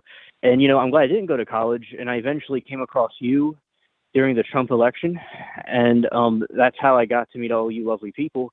And, I'm glad that I chose this path instead of the college path. Right on. Absolutely. Right. And also, and I do think that, these things, a lot of the people are not understanding it. A lot of people probably will vote for Biden, but do you think a lot of people have been red pilled because of the high inflation, or you think a lot of people are not awake yet? Some have, but I can't really quantify how many. I think, okay. If anything, the red pill should have came a few years earlier, but maybe it happened this time too. Maybe they voted for Biden and thought that things would kind of go back to how they felt Obama was, although it wasn't good, clearly. But things are not good the way they thought that it might be, so they might have red pilled some people. Right. And I want to make very clear that when they raise taxes on wealthy people or people that are landlords or whatever, and the people think they got one over them, they just raise the prices of everything, and then the people could hardly afford anything. It just makes them more poor. It really just makes the rich richer, really. Exactly. Absolutely. All right. Thank you for taking my call, and that's all I have to say. Thank you. Thanks for the call. Appreciate it. All right. Great call. Shout out to my man for the call. Alien Spaceship. Let's go to some more here. 801, you're on the line. Who am I speaking to? So what's up, ABL? This is Mecca. All right, man. Check this out. And you probably already covered this because, I just barely jumped in the live stream. I was busy doing some things. But, so the whole Tucker thing, and tell me if you agree, but I think he got set up, man. He got set up by McCarthy. So two things that Republicans and Democrats agree on that they don't like Tucker. And the two things were January 6th and anti-war, that like the whole Ukraine-Russia war, right? And so they were trying to find ways to try to silence this guy on both sides of the spectrum. I don't know if you saw his most recent video that Tucker just put out on his Twitter account, but he was saying that this is pretty much a uni-party. Like there's pretty much one party, Democrat and Republicans. They're working together. And so, and we always talked about McCarthy kind of being that rhino, but like we gave him a chance, and yeah, he was doing some good things. But I think he undercover, gave the J6 tapes to Tucker, knowing that Tucker was going to put it out there because he told him, "Hey man, I got some good footage," and that was probably the, because that was probably the thing that took it over the edge, I think. And if you think about it, why didn't McCarthy get a lot of heat for leaking the tapes? It was mainly Tucker. Like, he's just a messenger, you know what I mean? Like, and that's mostly what he's done. He's just, all he did was just report the news in honesty. But yet they're calling him the most dangerous guy. Like, who does that? You heard it from both sides of the aisle. Republican rhinos are saying, yeah, we need to get rid of him. He's being very dangerous with his rhetoric, this and that, and then also the Democrats, of course. But it was a planned coup, man. They planned it all out. told them, all right, yeah, give them those tapes, have them release it, and then, you know, that'll be our way of taking them off the air.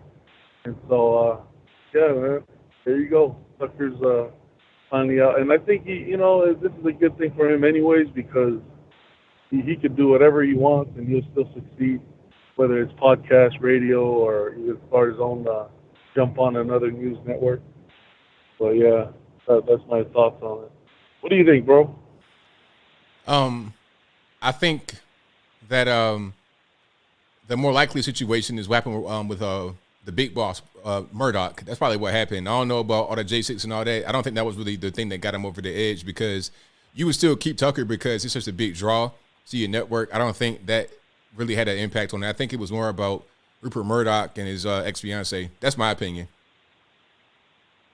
I mean, yeah, but like, because you got to remember, like, a lot of the rhinos were mad at him for the J6 reporting. They were like, you know, he shouldn't be saying all that. Like, there were, I forgot, I think it was McConnell that came out and was like chastising him for doing a report on it. It was like, and I think that helped. I'm not saying that was probably the main thing that contributed, but like that also helped, along with his Ukraine rhetoric, which, you know, is obvious, man. Like, how did we all of a sudden become the anti-war, you know, or at least the Republican side, and now all of a sudden, you know what I mean? Like, it just doesn't make sense, man.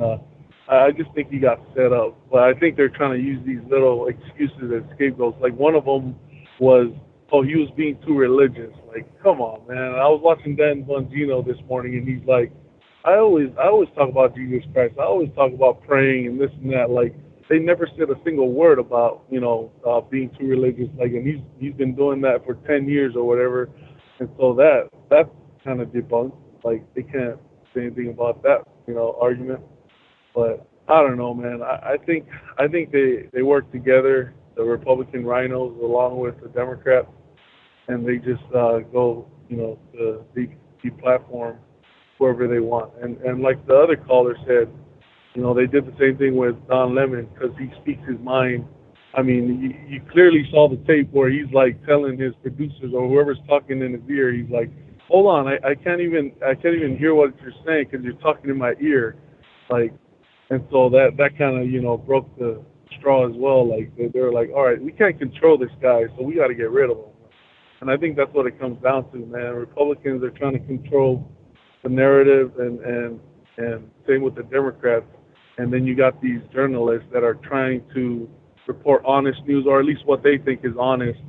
And they're like, yeah, but we can't control them, so we got to get rid of them somehow. And I think, and I don't know, man. All I'm saying is McCarthy's kind of sus, you know what I mean? So we got to keep an eye on them. I think we still should have voted for the other guy that was up in the nominee. But yeah, that's my thought. But hey, man, keep up the good work, and call you later, bro. Thanks for the call, man. Appreciate you. All right, bye. All right, shout out to the caller. Thank you guys for being here. You guys are the best audience anywhere on these internets. If you like what you're hearing so far, please give the video a thumbs up, like the video, share the video, do all of that good stuff. That'll help me out tremendously. But yeah, I don't think Tucker, I think really it was Rupert Murdoch that got upset because the ex-fiancée liked him. That's what I think, because the whole J6 thing, that wasn't enough to get him fired. Not Tucker. Not from Fox. Now, if he was somewhere else at a different network, yeah, but not Fox. All right, let's go. 443 in the line. Who am I speaking to? Hey, ABL, this is your friend Elle from Baltimore, unfortunately. Yeah, all righty, what's going on? Hey. So I just wanted to talk about Biden's May 1st rule for new homeowners. Yes. Yeah. So I'm a young person wanting to move out on my own, venture out into this beautiful world or whatever. And I've been waiting patiently to get a decent paying job, which I do have now. So I can move out on my own. And now I just feel like my hopes are dashed. I took about 4 to 5 years out of college and during college to get my credit score in the high 700s. And now I'm seeing Kiki and Lele down the street with negative 0 credit score going out and being able to buy a house where I can't. And it's just like it's so unfair. My parents told me all my life, get a good job, get good grades, blah, blah, blah. Make sure you save enough money and make sure you build up your credit. So when I do go move out on my own, then I can get a decent place. So I don't know what goes through his head. Maybe it's air, maybe it's nothing, but there's nothing in that man's head. And I just refuse to believe that people actually voted for him. How could you vote for a guy that clearly doesn't have your best interest? Right. Yeah. People don't really think about stuff like that too much when they really should, because, elections matter. They have consequences. A lot of policies like this come about and hit your pocketbook. People are like, well, what happened? Well, the election, it mattered. Right. It's like, hey, you're voting in these policies. You don't think they affect you. That's why you voted in the first place. And like my parents, they're Biden fans, and they act in denial when I tell them about Biden's stunts, but they want to still blame Trump. And I'm like, well, Trump is not in office anymore, and he did not pass these policies through. That's hurting us. That's right. But, oh, well. And then the thing about, there's people saying, well, everybody should deserve to have a home. That's great. It's nice to say on paper, but you can still have a home, but it doesn't have to be a house. And that may sound mean to other people, but if you think about it, not everybody should have a house if they're not willing to, pay property taxes and mortgage payments and the upkeep and the maintenance. And I myself, once I started looking into that made me think twice. Hey, if I take on this responsibility, it's going to be all on me. I'm living in a house now, and even though I don't own a house, it's like, oh my God, this is so much work. Right. Yeah. Exactly. Everybody should have a roof over their head, but not every single person should be able to have that, because that would just cause problems. I mean, the truth is that even if people are able to get into these homes that don't have a lot of money, they're going to end up losing it sooner than later. And that's going to cause another problem. Yeah. It's going to be like the 2008 subprime mortgage crisis. And then we see all these banks fail. We'll have more of that. So it's like the policies don't make any sense. Even if it's all about trying to help people, all this and that, it doesn't make sense for the entire country, because it's going to cause us many more problems than the minor issues they may try to solve. Yeah.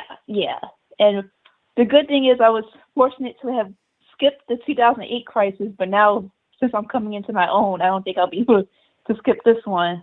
But we'll see what happens. FJD. There you That's go. all I got to say. Do you have any ideas where a young conservative like me should move to? I'm thinking of Virginia, or maybe even Texas, but I think Texas may be too far from me right now. I mean, Virginia's better than Maryland. I would say that for sure. But you can go like North Carolina, South Carolina.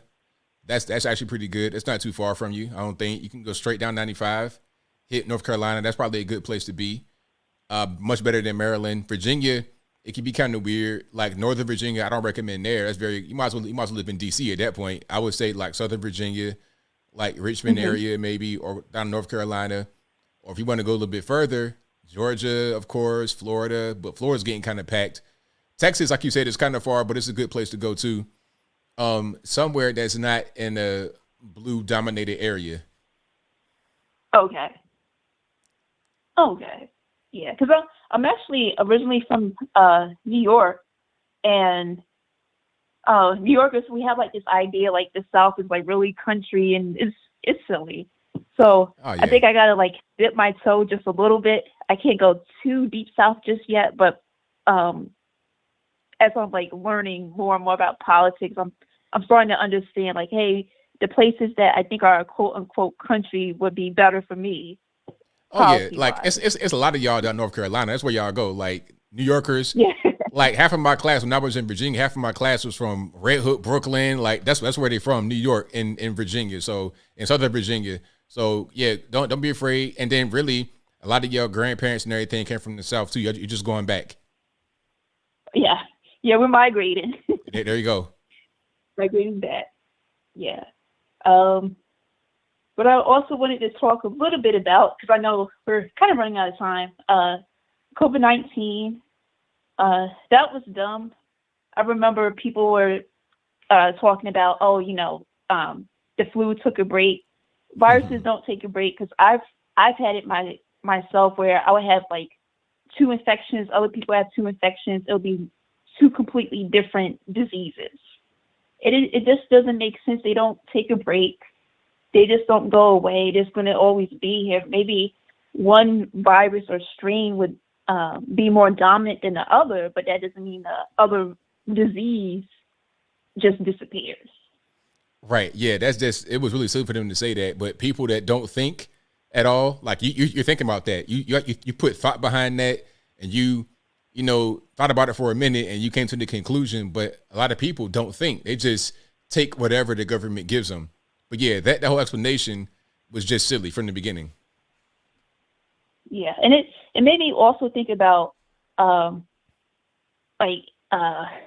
those untouched tribes, like in I'm just gonna make it up, like Papua or Papua New Guinea. Papua New Guinea. Mm-hmm. Yeah, like if I were to go over there, I would get sick from them because they're such an isolated community that they've been dealing with things for as long as they live, whereas I haven't been exposed, so I would get sick. Or their sanitation may be way different than our sanitation, so I would get, or they would get sick from things that I wouldn't get sick by. Right. Yeah. And then people, they didn't care about, grandma and grandpa before COVID with their booty hands. They didn't, there was no compassion then. So what makes it different now is just a way to have people feel better about themselves because they feel like they're doing something, but you can't, it's something that's always been here. It's just in a different name or a different form. Right on. Absolutely. Yeah. And then my last point, I was always like a very curious child, so I didn't have to be pushed to learn different things. So my favorite book when I was growing up, surprisingly, was National Geographic. I know they had the kids version, but I like reading the adult version. Right on. And I was reading that in, I think, around 5th and 6th grade. I really like reading the pictures and the articles because they helped me travel to places that I couldn't go at the time. And I love traveling, so I enjoyed reading those. And then in 3rd grade, I was reading on the 6th grade level. And most of my teachers were white, and they encouraged me. So I don't remember where the racism was. I'm looking under my couch cushions. I looked in the garbage can. I checked behind my ear. Nobody said, "Oh, well, you're just a black girl. You're not going to be successful," or blah blah blah, or My parents always push. Yeah. Yeah, I mean, people just they say things like that. I'm sorry I cut you off, but they say things like that because a lot of times they're just trying to figure out a reason why they are not where they would really want to be in their lives. But I'm sorry I got to cut you right here. I'm trying to get one more call or wrap it up. I'm at the very end of my show.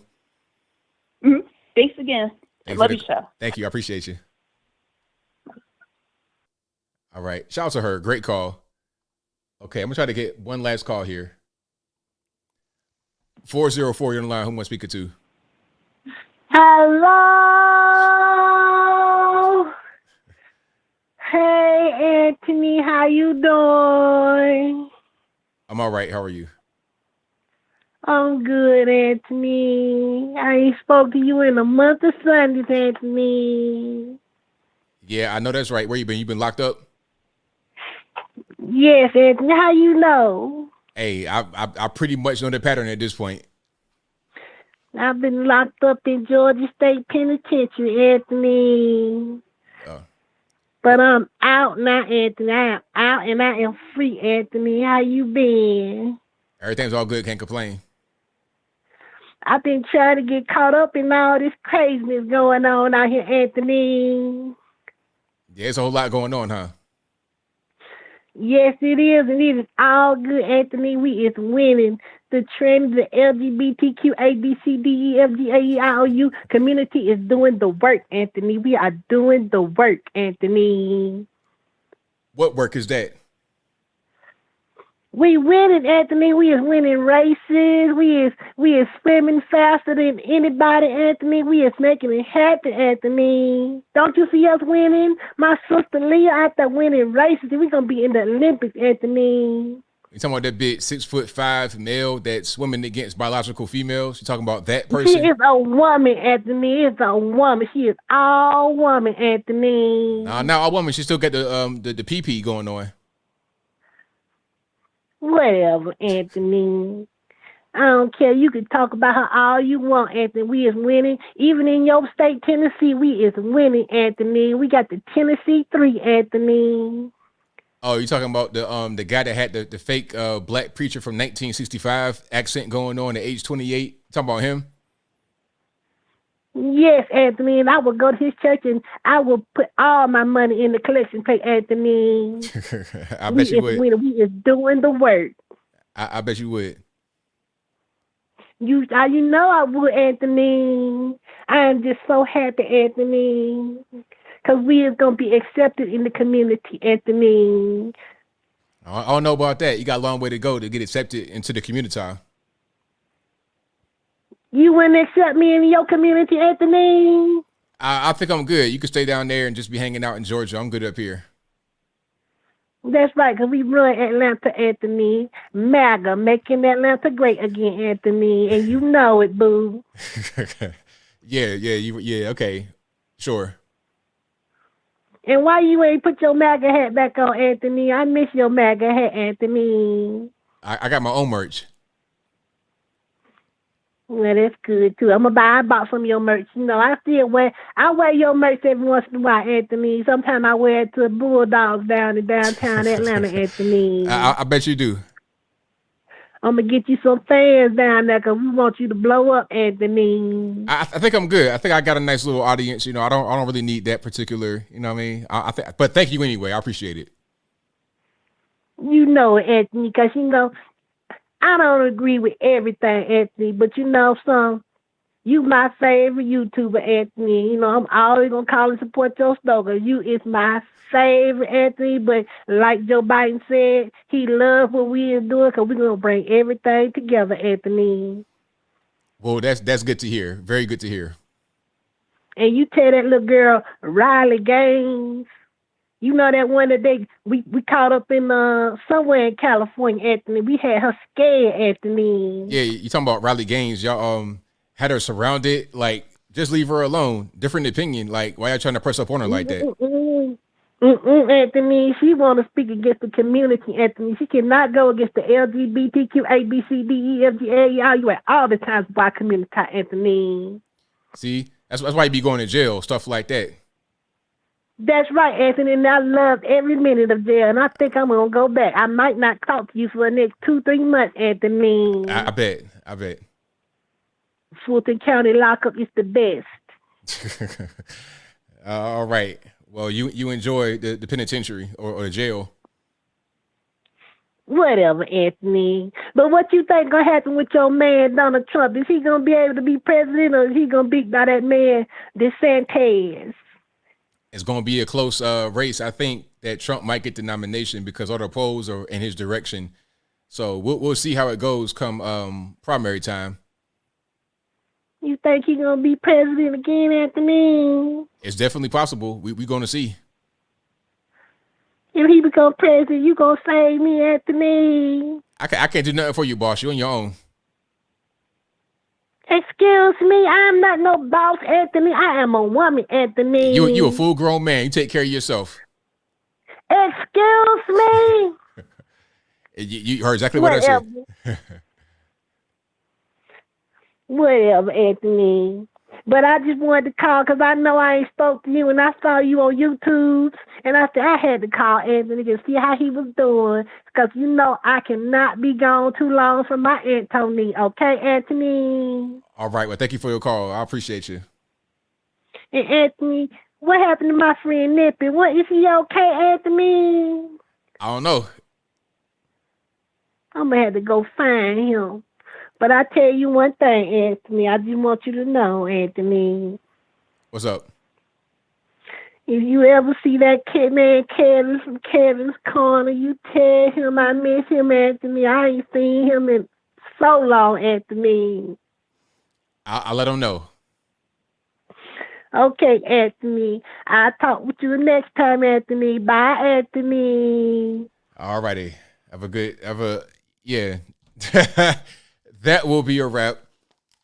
Shout out to the last caller. I've not figured out who that is. That's like a long time troll caller. I don't know who that is, though. That's somebody that I know, but I don't know who it is. So that'll be a wrap for me. Thank you for being here. You guys are the best audience anywhere on the internet. So I'll be back live again on Saturday, of course. Same bat time, same bat place. 8 p.m. Eastern to right around right now, 11 p.m. Eastern. This is a podcast you're listening to right now. It'll be available on your favorite audio streaming platforms, whether they be Spotify, Google Play, Apple iTunes, etc. Link for that will be in the description, or just go to your favorite audio streaming platform and search ABL Live. I should pop right on up. So that's a wrap for that. Thank you to all you guys for being here. You guys are the best. Shout out to everybody for watching, retweeting, super chatting, whatever you're doing. Thank you for that. Shout out to the mods for keeping the trolls in check. I appreciate you guys for doing what you do. I got a few super chats here. Then I wrap it on up, put the bow clean on top. All righty. So let me see. Thank you to Nick Corriero who says, hello, my dear friend, with a deer emoji. There was a Trump rally in Minneapolis in 2019, and I went to, had a person running with Antifa. Watching on TV, I always thought they overhyped Antifa, but my God, they were 100 times more insane in person. Oh, I bet they are. They're crazy. Thank you to Lancelot for being the ABL supporter, 27 months. I appreciate you, boss. Thank you to You're So Cool 23 who says, have you seen the preview for the movie The Blackening? The Blackening, huh? That sounds inappropriate. Anyway, looks like it could have been funny if there wasn't a bunch of anti-white rhetoric. I have not seen that. I'm gonna check it out. The Blackening. I feel like I'm gonna see something I shouldn't be seeing when I Google that. Like, what are we talking about? Okay, I'll check it out. Thank you to Boomhauer who says, thanks for the red pill, ABL. I had no idea. Hey man, it's my pleasure. Glad I could do that for you, boss. Thank you to Kane King who says, but ain't on that book. I got you, boss. Hey, I'm on it. Thank you for the reminder. Thank you to Triad716 who says, I've been following you since you first appeared on Tatum, maybe 3 or so years now. And I wanted to say you are a genuine person and a patriot, 100%. Thank you for that, boss. I appreciate you. That'll be a wrap for me. So until next time, y'all be safe. I'm out. And peace.